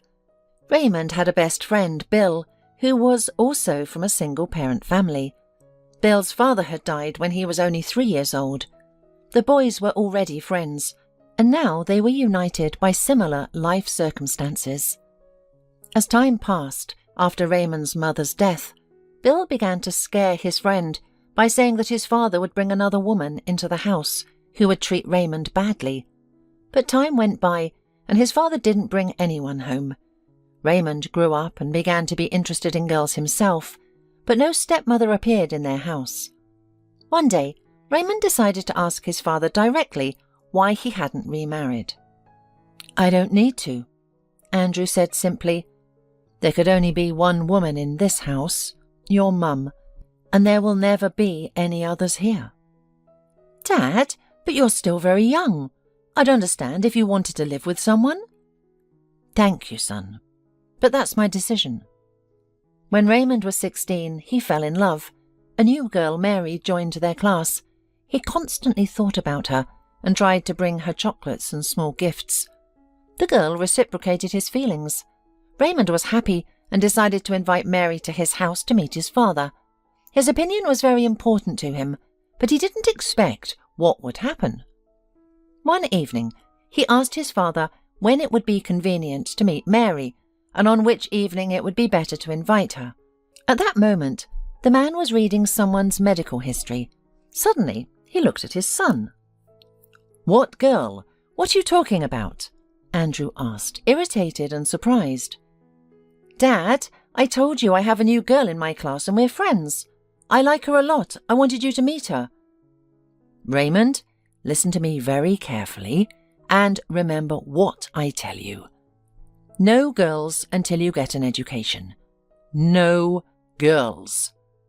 They'll distract you from your studies, and you must study hard and get a proper education if you plan to become a doctor worthy of your father." "But—" "No buts. I've told you my opinion." Raymond was shocked. He never expected his father to be so rigid and categorical, and he didn't understand how his father could object to his friendship with Mary. For the first time, Raymond felt deeply hurt by his father and wanted to cry at the injustice. He called his friend and explained the situation. "Listen, this is nonsense." Bill was indignant. "I don't understand his position. She's a normal girl. Why can't you spend time with her? Maybe he was in a bad mood and you just caught him at a bad time. Try again another day." "Yeah, maybe." "Dad's planning to open his own clinic now. He's all caught up in business and worry. Okay, I'll try another day." A week later, Raymond brought up his girlfriend again. His father's reaction was even worse than before. "I don't understand. Are you kidding me? I've explained my position to you clearly. Why are you asking me again? What didn't you understand the first time?" "I thought maybe you were preoccupied or upset before, and that's why you said no. Dad, tell me, why can't I be friends with a girl? I mean, it won't affect my grades." "Because it's just the beginning. Right now, friendship with her doesn't affect your studies. But if you get more serious, then believe me, it will affect you very much." "But you haven't even met her. What if you like her?" I don't need to meet her. I won't change my position. I advise you to think seriously about your future, not about girls. You'll have plenty more, believe me." "I thought we were friends and I could trust you," Raymond said, disappointed and barely audible. "It's precisely because I'm your friend that I advise you to focus and start preparing for university. And don't you dare take offence at me." A week after this conversation, Raymond and Mary quarrelled. He told her that he couldn't invite her to his home because his father was categorically opposed. Mary, of course, took offence and stopped communicating with Raymond. The boy took this quarrel hard. After school, Raymond entered medical university. There were many girls in his course, and he didn't pay attention to them, remembering his father's admonition. But in his third year, he did fall in love. It was with his classmate's sister, whom he met at a student party. This time, Raymond fell in love more seriously than he had in school.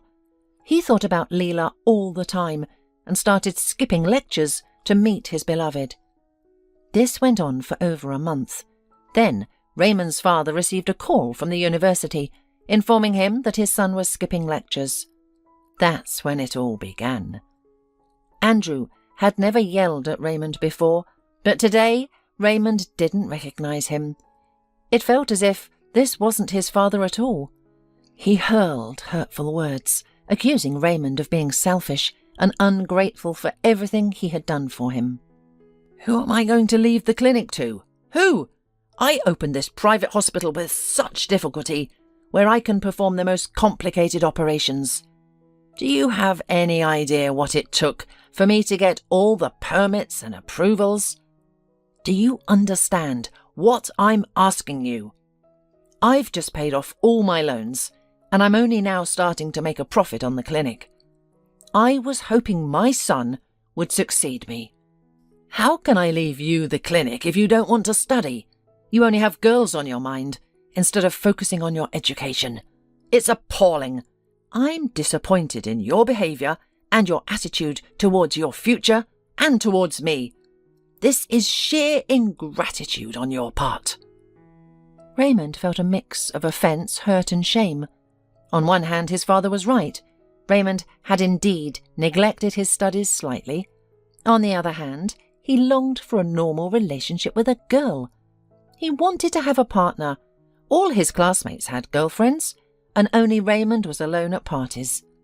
There was no point in trying to explain this to his father. He wouldn't even listen. "Dad, I'm a young man, after all, and I have certain needs," Raymond told his father, embarrassed. "You don't need a permanent relationship for that, much less skip lectures," Andrew replied calmly. After this conversation, Raymond decided to avoid further quarrels with his father and devoted all his spare time to studying. He graduated from the university with honours, completed a 2-year residency, practiced for a year in the regional hospital, and only then joined his father's clinic. To be fair, Raymond turned out to be a talented surgeon and quickly gained recognition in the medical circles of his city. Envious people attributed his fame solely to his father's influence. However, after a series of high-profile successful surgeries, they were forced to acknowledge that the family name and his father's clinic had little to do with it. The young man was genuinely talented. 5 years passed. Raymond worked successfully in the clinic, with his operations scheduled months in advance. Andrew was proud of his son and rejoiced that he had influenced Raymond in time. He was convinced that it was thanks to his firmness and persistence that Raymond had become a top-class surgeon. During all this time, Raymond didn't even attempt to build relationships with women. He had a couple of casual girlfriends whom he occasionally visited overnight, but nothing serious was in the young surgeon's plans. Paradoxically, he had no feelings for anyone. There was no love or passion, only physiological needs and nothing more. But one day, an unusual event occurred at their clinic. A young nurse named Nora joined the surgery department. Raymond, already the deputy head of the department, hadn't yet had the chance to meet the new girl. Today, Raymond was on duty, and Nora was also starting her first night shift. A woman was brought to the clinic by ambulance with an acute attack of appendicitis and was being prepared for surgery. Raymond was asking the patient standard questions to determine if she had any allergic reactions to medications. At that moment, Nora approached them. She placed her hand on the woman's abdomen and confidently said, "Dr. Minns, this isn't appendicitis. She might have an ectopic pregnancy." Raymond was stunned. He turned to the nurse and asked in surprise, "By what symptoms did you determine that?" "By none, it's just what I feel." "My dear, you don't diagnose based on feelings. You need to diagnose accurately, following established rules and protocols for examining a patient." "But you didn't really examine her. You accepted the ER diagnosis." Raymond couldn't tolerate such a blatant accusation of unprofessionalism.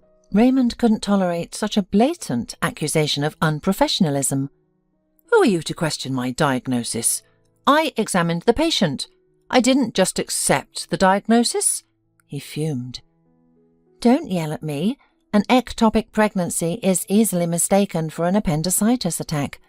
Just listen to me and double-check so we don't lose the patient," Nora parried, calm and composed.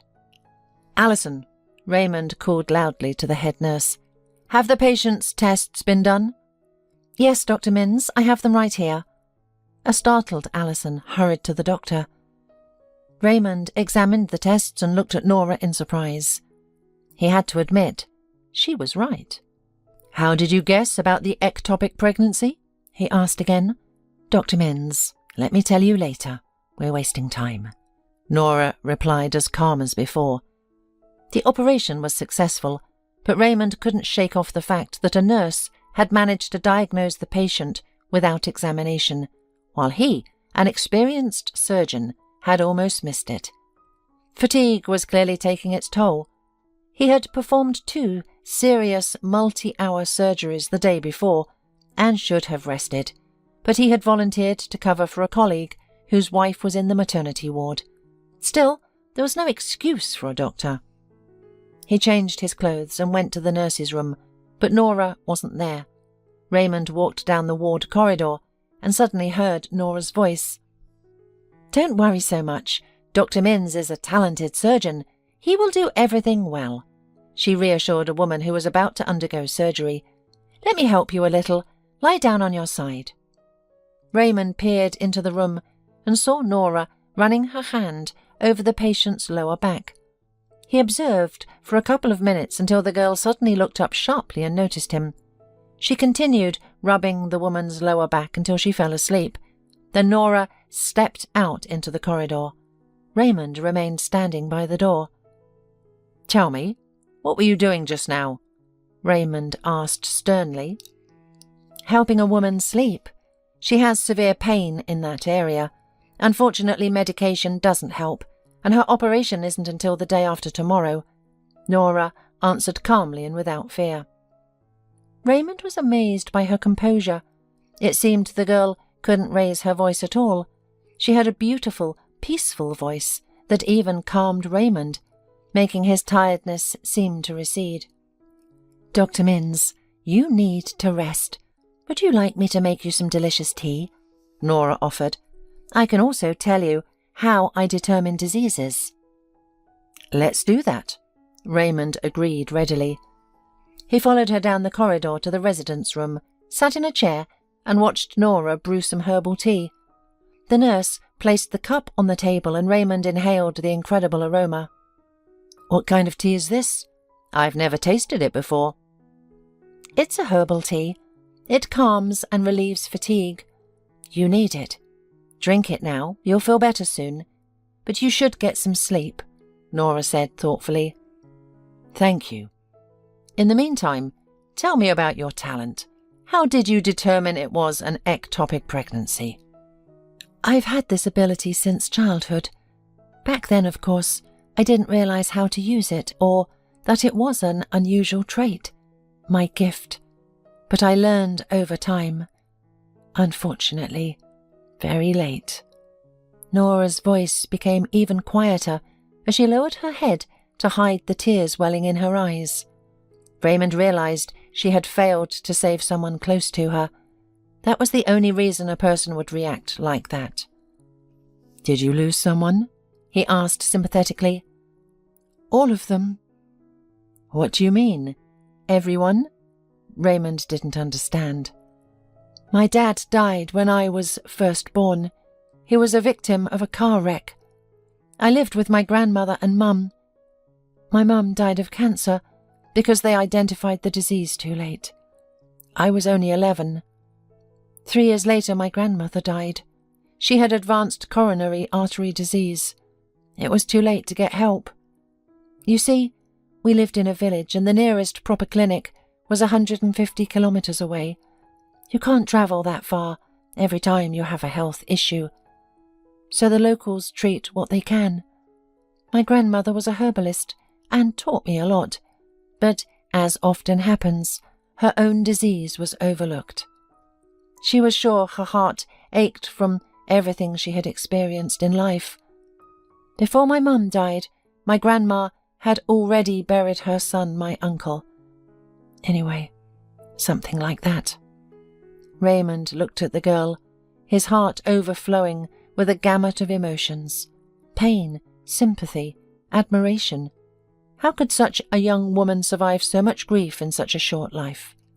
He felt incredibly sorry for her and wanted to hug and protect her from all troubles. "You are strong, Nora. Truly. Not everyone can endure so much turmoil. How did you end up in the city?"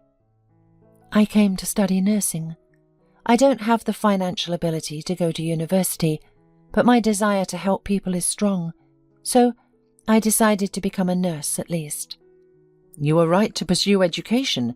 Medicine is a vital field. You're helping people, and that's crucial. Do you only know how to diagnose, or can you treat as well?" "I can relieve seizures and pain. That's what I know for sure. You see, I'm still learning and haven't fully explored my abilities yet, but I can diagnose without error." She suddenly stopped talking and looked away. "You'll excuse me for interfering today." "You did the right thing. You saved a person's life. And for a doctor, that's the most important thing." "But it seemed to me that you were angry with me. I wouldn't want you to feel negatively about me. Besides, anger and hatred destroy a person from the inside and lead to various health problems." "No, it's okay. I wasn't angry. Don't worry." Raymond lied. He didn't want to upset this nice girl, although he had indeed been angry with her at that moment. They talked about other things, with Raymond asking questions and Nora answering. He listened to her and was surprised that for the first time in years it was pleasant to talk to a woman about nothing in particular, just life, work and hobbies. Nora seemed to mesmerize Raymond. He couldn't take his eyes off her. He didn't notice how morning came and their shift ended. Surprisingly, his fatigue had vanished. "Nora, thank you so much for the tea. I really don't feel tired. I'm ready to work another shift." Raymond smiled. "But that's not right at all. You need a full 8 to 9 hours of sleep. Soon the tea will stop working and you'll fall asleep on your feet." Nora smiled back. "So, Dr. Minns, go home and get some rest." "Thank you for your care, the tea and the pleasant conversation. I'll go home." He had already gotten up to change his clothes when he suddenly turned back and asked, "Nora, where do you live? You don't have anyone here, do you?" "I don't just have no one here. I have no one anywhere, at all, not even a friend. I rent a room in one lady's woman's apartment." Nora said the address, and Raymond realized it would take her at least an hour to get home. "All right, you go turn in your shift and I'll wait for you. We'll go home together." Nora wanted to object, but Raymond raised his hand, warning that it was pointless. "No objections. Let's hurry up or I'll fall asleep at the wheel." They left the clinic and got into Raymond's car. As he drove her home, they talked constantly about cooking preferences, movies and books. Surprisingly, this country girl was very much like Raymond. They shared tastes in literature, films, and had similar views and priorities. Nora got out of the car, thanked the doctor for the ride, and confidently walked towards the entrance. Raymond sat in the car watching her. He realized with stark clarity that he was caught.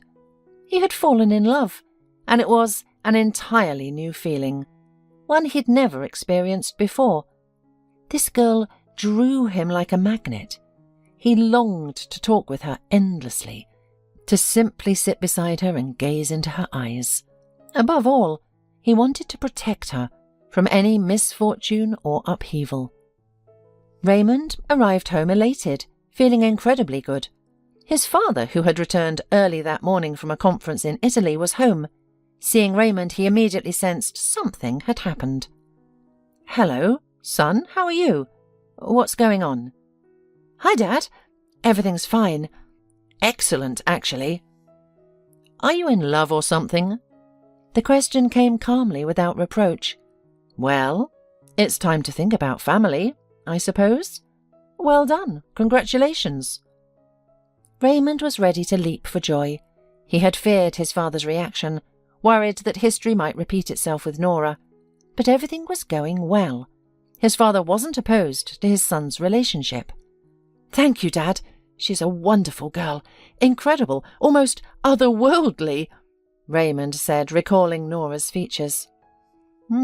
Yes, you're smitten, I see," his father observed. "It's written all over your face. Why don't you get some rest and tell me about your alien later?" Andrew smiled and went to his office, while Raymond headed to the bathroom before falling happily asleep on his bed. Raymond slept until evening, waking to a phone call from Bill, his childhood friend. "Hello," Bill's cheerful voice greeted him. "Taking a nap? Off duty? Sorry, call me when it's convenient." "No, it's fine. I've been asleep all day anyway. What's up?" "Oh, come on. What a friend you are. It's my birthday on Saturday, remember?" "Oh, gosh, Bill, I'm sorry. It slipped my mind. I'll definitely be there." Raymond was embarrassed, having indeed forgotten his friend's birthday. "Don't worry, I'm not offended. I understand you're in a whirlwind." "You're a true friend," Raymond smiled. "Mind if I bring someone?" "Bring someone? Did I hear that right?" Bill was genuinely surprised. He knew well Raymond's issues with girls, or rather, his father's stance on his son's relationships. "Did your dad finally approve a bride candidate?" "He hasn't met her yet, but he knows I have a girlfriend and doesn't mind. He was surprised himself." "Who is she?" "She's amazing. You'll understand when you see her." "Where did you find her?" "She just joined us as a nurse in surgery. We met yesterday." "Ah, so that doesn't mean much. Are you sure she likes you? Girls are difficult to please these days. You might be getting excited prematurely, man." "No, she's not like that at all. She's from the village, and girls there are simple and kind." "Nora is the same." "From the village?" Bill clarified. "Are you sure Father will approve of your choice?" "What does it matter where she's from?" Raymond didn't understand. "The main thing is that she's a wonderful person." "Knowing your father, I have my doubts. Maybe you shouldn't mention she's from the country." "Bill, what nonsense. We're not royalty ourselves, so what prejudice could my father have? My mother also came from a village before she met my father." "Well, I wish it was so. I look forward to seeing you on Saturday at the restaurant, at 1900. Bye." Raymond said goodbye to his friend and hung up. But the doubt Bill had planted now lingered in his mind. What if Bill is right, and my father doesn't like that Nora is from the village? What then? No, it can't be like that. The main thing for him is that I should be happy. Besides, I've already graduated and made it as a surgeon. No, he will like my Nora. He entered the living room where his father sat at the table. Raymond decided to postpone the conversation about his potential bride, as he wasn't yet certain Nora would reciprocate his feelings. However, Raymond was determined. "Sleep well?" Now tell me, what kind of girl has captivated my son? His father smiled. Dad, I think this conversation is premature. She hasn't reciprocated yet, so there's not much to discuss. But I promise, as soon as we have our first date, I'll introduce you. All right, I'll wait. But is she the daughter of someone I know? Dad suddenly asked. No, why would you think that? Well, your bride must be worthy of our family and from a respectable background. You understand that, don't you? Raymond froze. Was Bill right? Would his father disapprove of his choice?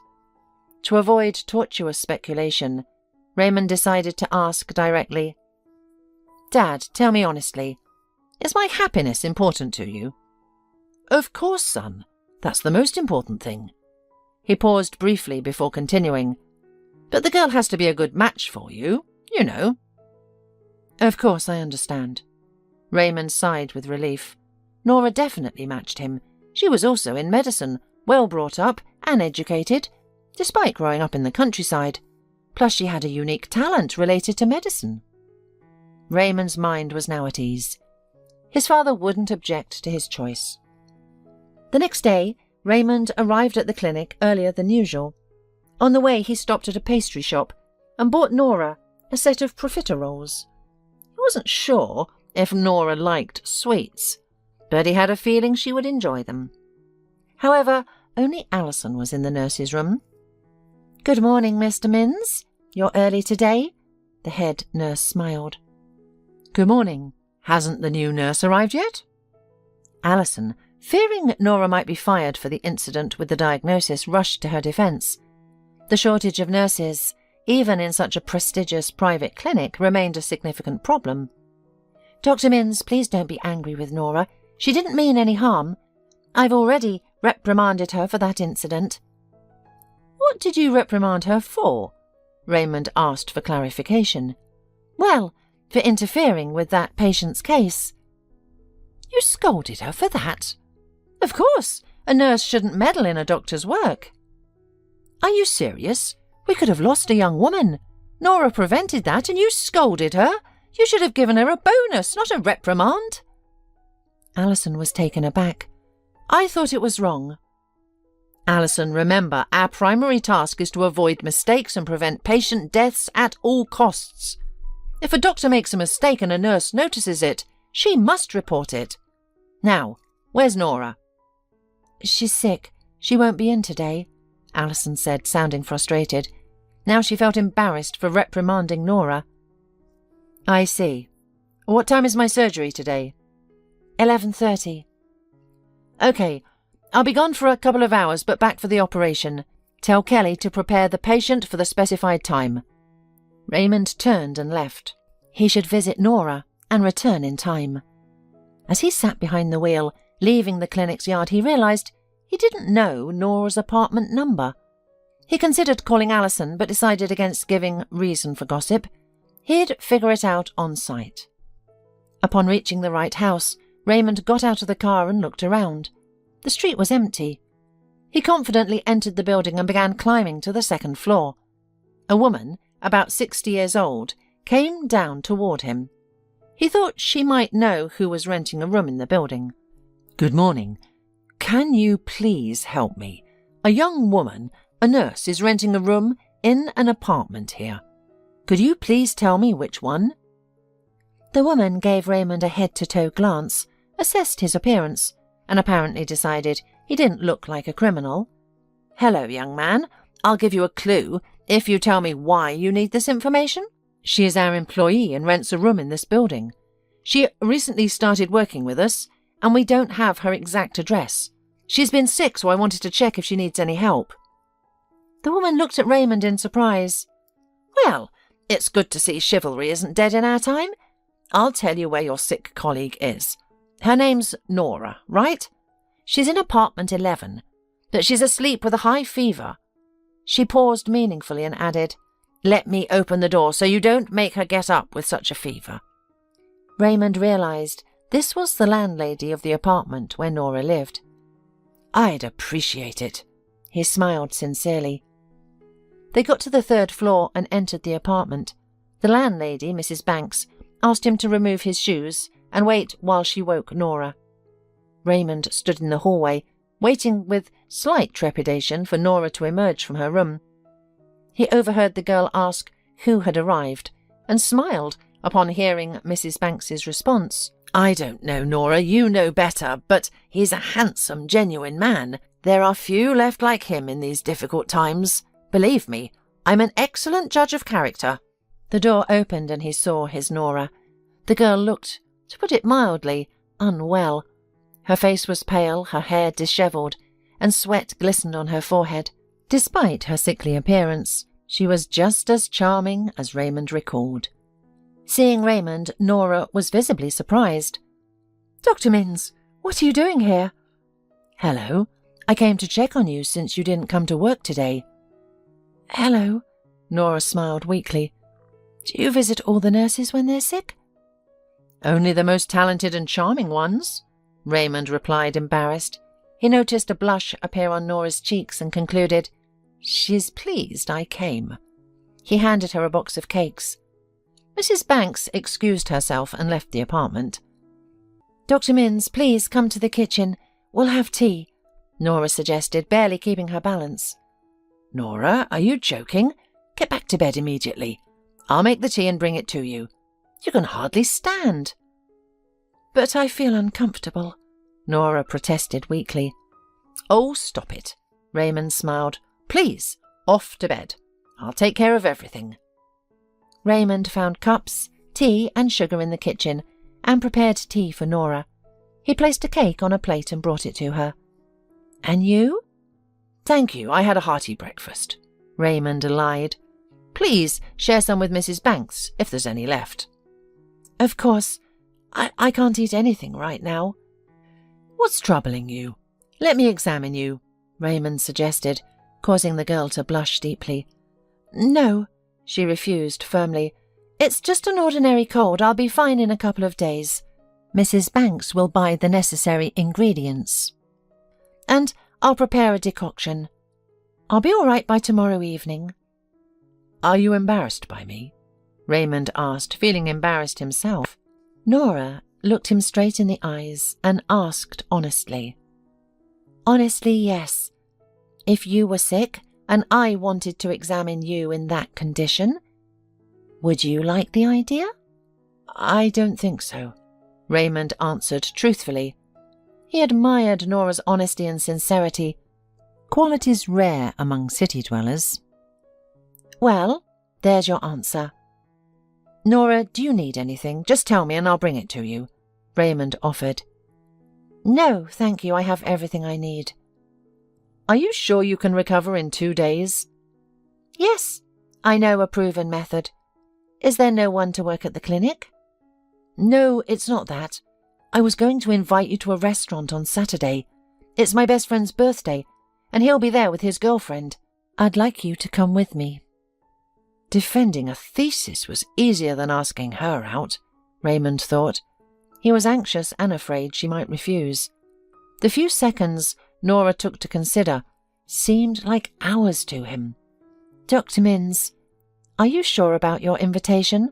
Nora asked for clarification. "Of course. What's confusing you?"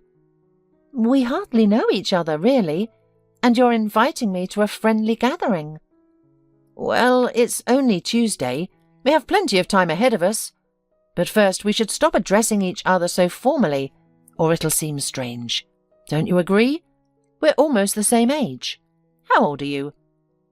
"I'm 24. And you're how old?" "I'm a bit older," Raymond smiled. 31. "Almost the same age."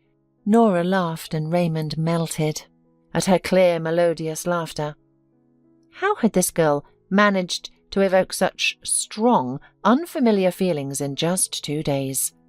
He had been surrounded by many women of various ages, appearances, education levels, and temperaments, but none had ever stirred such sincere and profound emotions in him.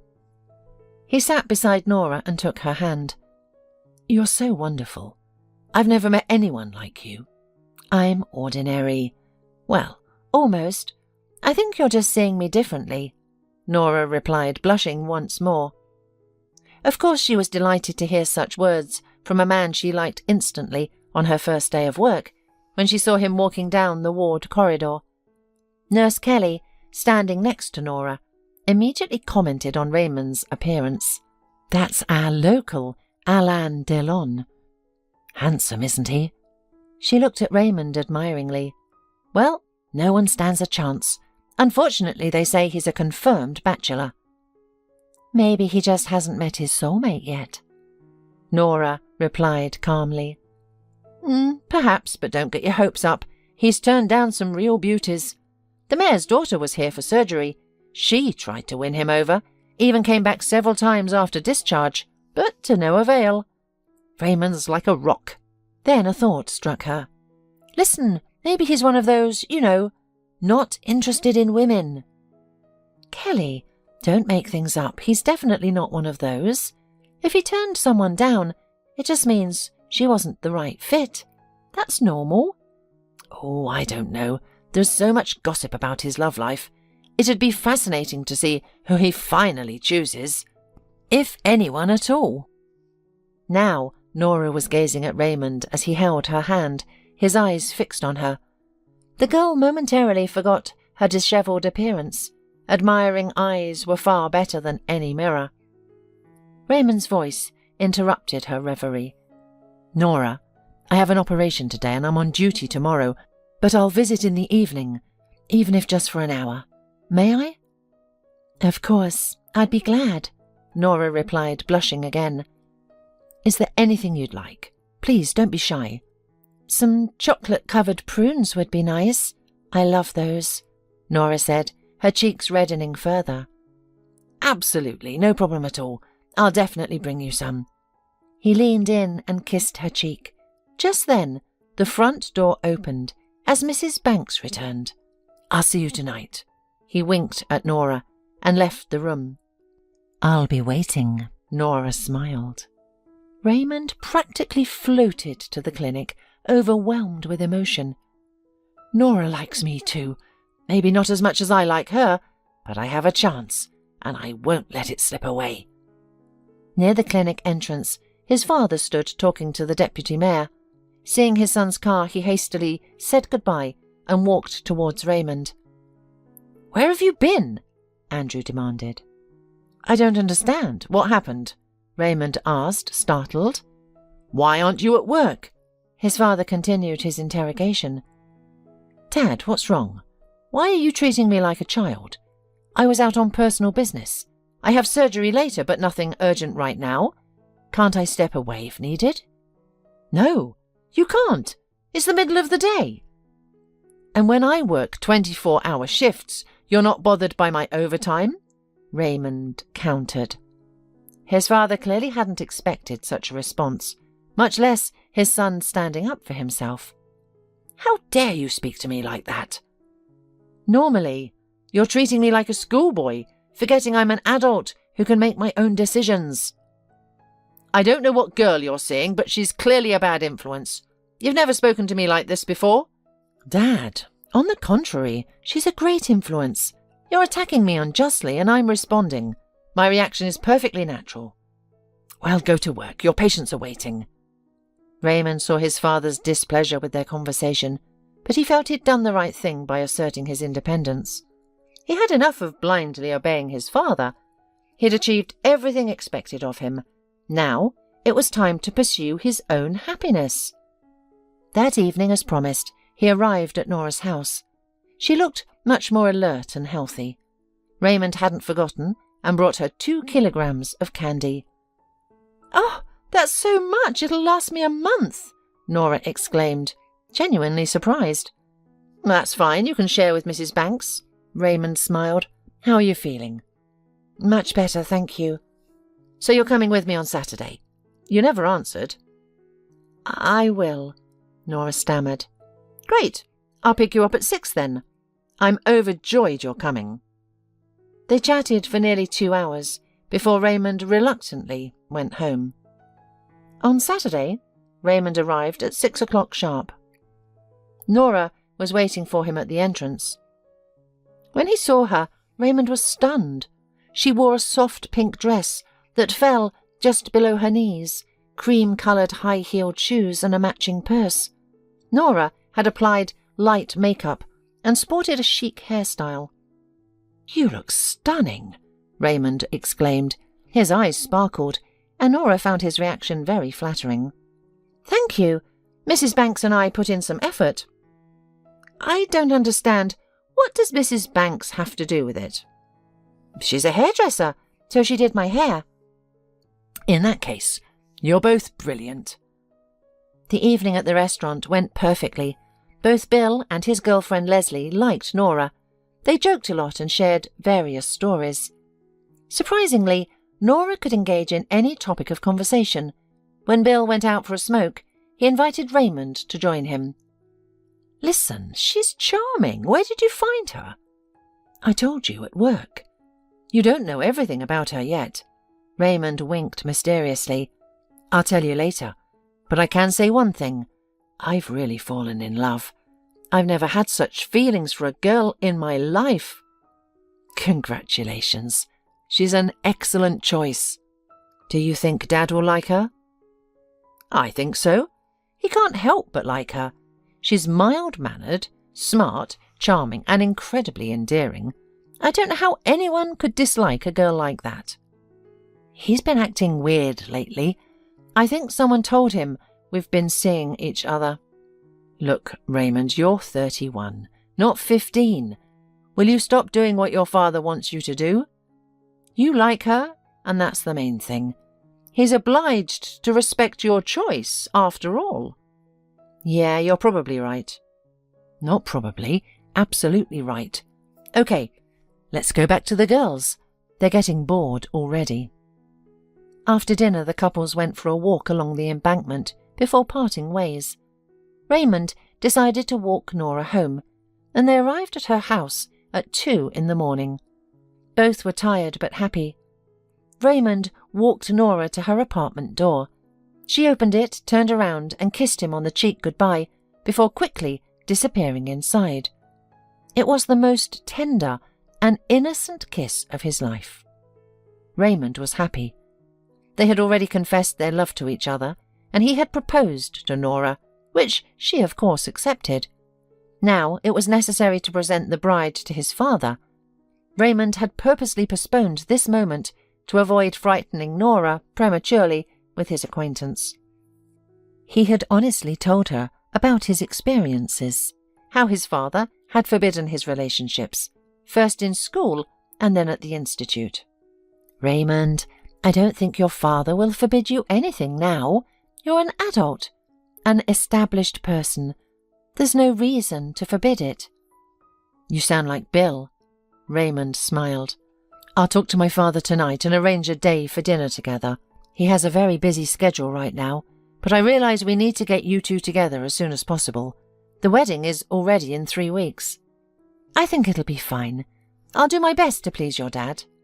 In the evening, Raymond drove home. On the way, he replayed the upcoming conversation with his father several times in his head, trying to think everything through. But, as often happens, it's impossible to prepare fully for an important conversation or to anticipate all possible outcomes. His father sat in the living room on the sofa watching soccer. Raymond knew that when his father watched soccer, it was better not to disturb him, especially if the match was important and interesting. "What are you watching? Hi." "Champions League, hi." To Raymond's surprise, his father took his mind off the soccer and asked, "Are you planning on going to bed?" "I need to have a serious talk with you." "Not yet. We can talk between halves." "Yeah, I think we'll manage," smiled Andrew. 10 minutes later, when break started, the father muted the TV and turned to his son. "Raymond, I have a very serious proposal for you." Raymond tensed. A premonition suggested that this conversation would not end well. "Intriguing. I have something serious to discuss with you too, but you go first." "I plan to open a branch of our clinic in the state capital and send you there as head doctor. What do you say?" "That's a tempting offer. You didn't mention you were planning to open a branch," Raymond said, surprised. "I've been working on it for the last 6 months and wanted to surprise you. Your birthday is coming up. The clinic, it will be my present to you. Great! I'm really pleased, Dad. I truly am. So, are you sure? Who would refuse such a gift? Raymond asked, surprised. When do I have to go? The official opening is on the 15th. Which month? This month, of course. That's 10 days from now. I have operations scheduled 3 months in advance. These people signed up specifically. I can't do that to my patients. Raymond suddenly fell silent, barely audibly adding, There's another reason I can't go to the opening. Very interesting. What is it? Andrew looked sternly at him. I'm getting married on the 16th. What? And I'll be the last to know about it? The father became furious. Calm down. No one knows about it yet. Well, except for me and my fiancé, of course. You've applied at the registry office? Yes, that's why I know the exact date. I was just about to talk to you today. When can I introduce you? Don't you think you should have introduced me before you applied? What's the difference? I'm getting married. I've made up my mind. And now I want you to meet my future wife. I don't see a problem with the sequence of these events. You've really changed a lot. You used to always consult me before doing anything. Dad, I don't want to fight, but you have to admit that I'm an adult and have the right to decide for myself who I marry. All right. When are you going to introduce the bride? What about her parents? What do they do? She has no one. She's an orphan, Raymond said calmly. Is she from our town? Did her parents leave her a good inheritance? Dad, she was born and raised in the village and moved to our town just a few years ago. She graduated from medical school and came to our clinic to work as a nurse. What? Andrew jumped up from the sofa in anger. She's a regular nurse at our clinic. Do you realize what you're doing? You've decided to embarrass me in my old age, haven't you? How am I embarrassing you? What did I do? Raymond asked, genuinely confused. Who are you? And who is she? Lord, what a disgrace. My son married a nurse from the village. It's horrifying. She's a nurse. It's a decent occupation. And what does it matter who she is as long as I love her? For the first time in my life, I truly love someone. Oh, I've heard that more than once. If you fall out of love with this one, it's no big loss. Just take a note that I'll never agree to this wedding. You don't even have to ask me. Dad, I'm not going to ask for your permission or consent. I'm going to invite you to the wedding, and it's up to you to decide whether you want to come to your only son's wedding. You wouldn't dare. If you marry this village girl, I will disinherit you. I hasten to remind you that my mother also came to our town from the village, but that didn't stop you from marrying her. Don't you dare compare. It was a different time then, and this is your mother, not some orphan from the village. Raymond was starting to get angry. You know, Dad, you've always been an idol to me. I was sure I wanted to be just like you. But now I look at you and realize I'll never be like you, because I don't want to, he suddenly shouted. I don't want my son to hate me for ruining his life, hiding behind some of my goals and desires. Yes, I can understand your concerns when I was in school, even at the institute. But now, I'm sorry, I don't understand. You care more about the opinions of others, some far-fetched status, than my personal happiness. If at 16 I could doubt my feelings because of my age, at 31 I can say with absolute certainty that I love this girl. Whether you like it or not, I'm going to marry her. No question about it. In that case, you can write your letter of resignation and pack your bags. You don't live here anymore. Go to the middle of nowhere with your fiancé. Andrew was furious. Are you sure? Yes.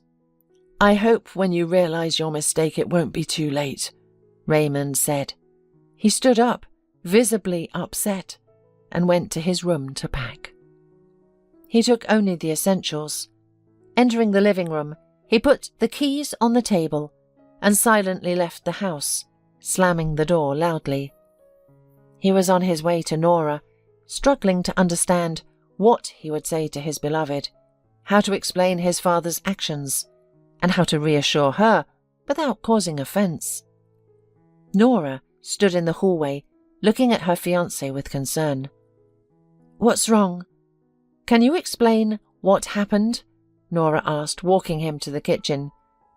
Raymond honestly told her everything, about the opening of the clinic, his father's proposal, his reaction to their wedding, particularly to Raymond's choice, and about the disinheritance.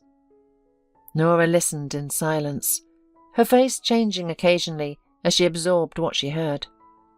"Raymond, are you sure you're ready to give it all up for me?" Nora asked, her voice calm but serious. "Absolutely. Do you doubt me?" "No, I don't doubt you," Nora said honestly. "It's just that I don't want you to blame me later for the quarrel with your father, or for losing your secure life and future because of me." "Nora, my dear, I will never do that. Do you know why? Because I'm an adult who not only makes decisions but takes responsibility for them. I've made up my mind more than ever before. I've already thought of something, but I need your help. You're my future wife, so we should decide together." "Of course, I'm ready to help. What do you need?" "Nothing yet. Tell me about your settlement," Raymond asked unexpectedly. Nora shared everything she knew, answering all Raymond's questions, not understanding why he needed this information. But when Raymond began to speak, she marvelled at his idea. It was brilliant. "Nora, listen, I need to work 2 weeks by law before I'm fired. You too, by the way. Then we'll get married and move to your village. We'll open a medical centre there and help people. Me as a surgeon, you as a herbalist. I've also looked at your area and had an idea to build a sanatorium for recovery and rehabilitation after illnesses.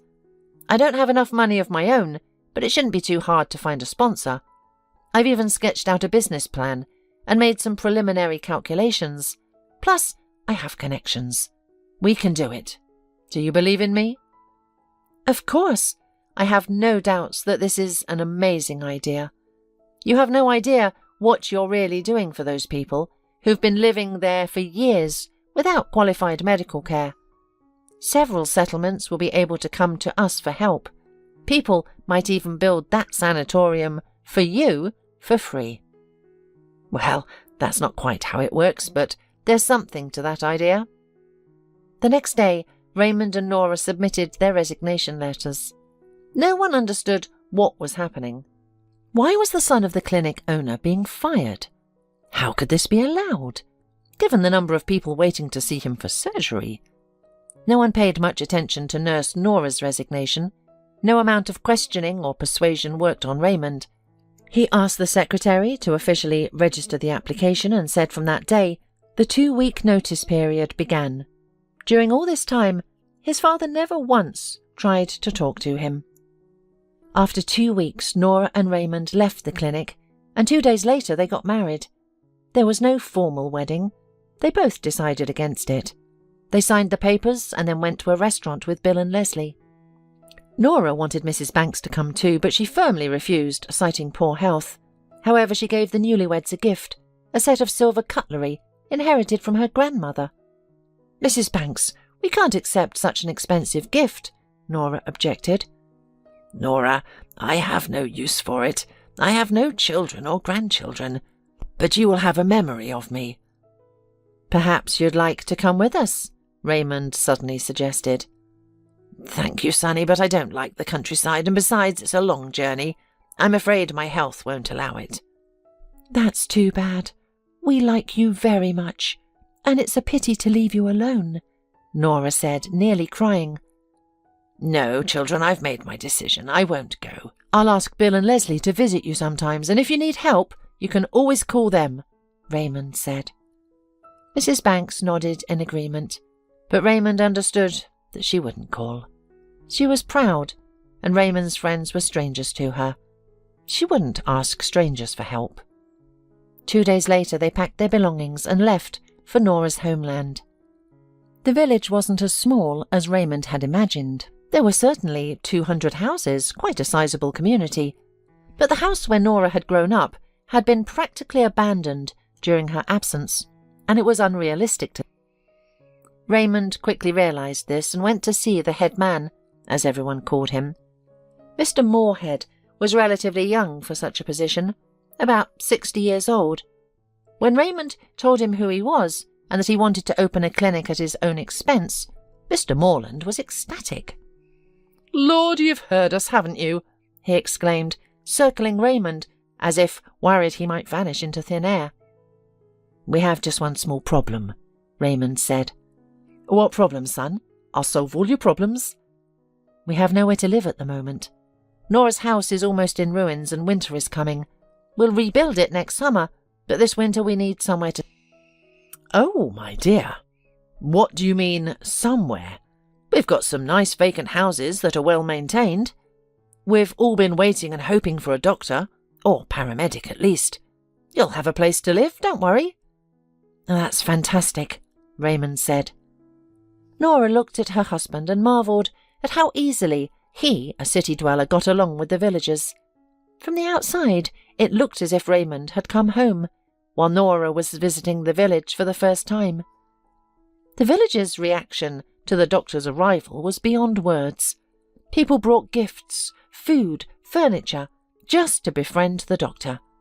They were even more surprised when they learned that the new doctor was their Nora's husband. Even from neighbouring villages, guests began to arrive with gifts. The house they were given was made of logs and smelled wonderfully of pine. A week later, Raymond set up a paramedic station and started seeing patients, with Nora assisting him. Within a couple of weeks, the fame of the miracle doctor and his wife spread far beyond this village and the neighbouring ones. Word of mouth did its job, and soon even the nearest district centre became aware of Raymond. A local farmer with a large estate came to see Raymond. Raymond and Nora examined him, diagnosed his illness, and prescribed the appropriate treatment. A month later, the farmer returned to express his gratitude. "I don't need money, but I could use some help," Raymond said honestly. "I want to build sanatoriums here. I need high-quality timber, and I know you have your own sawmill. Could you help me with materials? We plan to start construction at the end of March." "Dr. Mintz, what kind of question is that? Of course I'll help you. I'll give it to you at cost price. Don't even think about it." That's how Raymond found the right people and connections to realise his dream. By spring, all preparatory work was completed, permits were obtained, funds were secured, and in mid-March, construction of the sanatorium began. In early summer, Bill and Leslie revisited Raymond and Nora. They were amazed by the scale of the couple's project in the village. "Bill, you can't imagine what this village is like. I never thought I'd enjoy it so much here." "I see you've put on weight," Bill smiled. "Everything here is natural and homemade. Move in with us, you won't regret it. A dentist here will be just as valuable. You'll work at my sanatorium, you'll be priceless." "You know, I'll have to think about your offer." He paused for a moment, then asked, "Has your father called?" "Not once." "Have you called him?" "Even less so. It's a shame it turned out this way. But I agree that you did the right thing. You picked one hell of a wife. I've never regretted marrying her. And that's what counts." A year had passed since Raymond and Nora moved to the village. Life there didn't just improve, it flourished. The construction of the sanatorium and the prospect of employment for locals in the near future breathed new life into the community. People almost revered Nora and Raymond, realising that if the couple were to leave, the village would quickly wither away. Andrew was hoping his son would come to his senses and ask for forgiveness. But a year passed and Raymond did not return. He began to wonder how his son was living and what kind of wilderness Nora had dragged him into. He called Bill and asked for Raymond's address in the village. "I'm sorry to say this, but I can't keep silent. If you want to go there to quarrel with them, you'd better not. You've already offended Raymond terribly." "I have offended?" Andrew was indignant. "Yes, you have, and it seems to me that you'll regret your actions," said Bill, and disconnected, but before he still gave Raymond's address. Andrew hesitated for almost a week, but eventually decided to visit his son and daughter-in-law. Upon arriving in the village,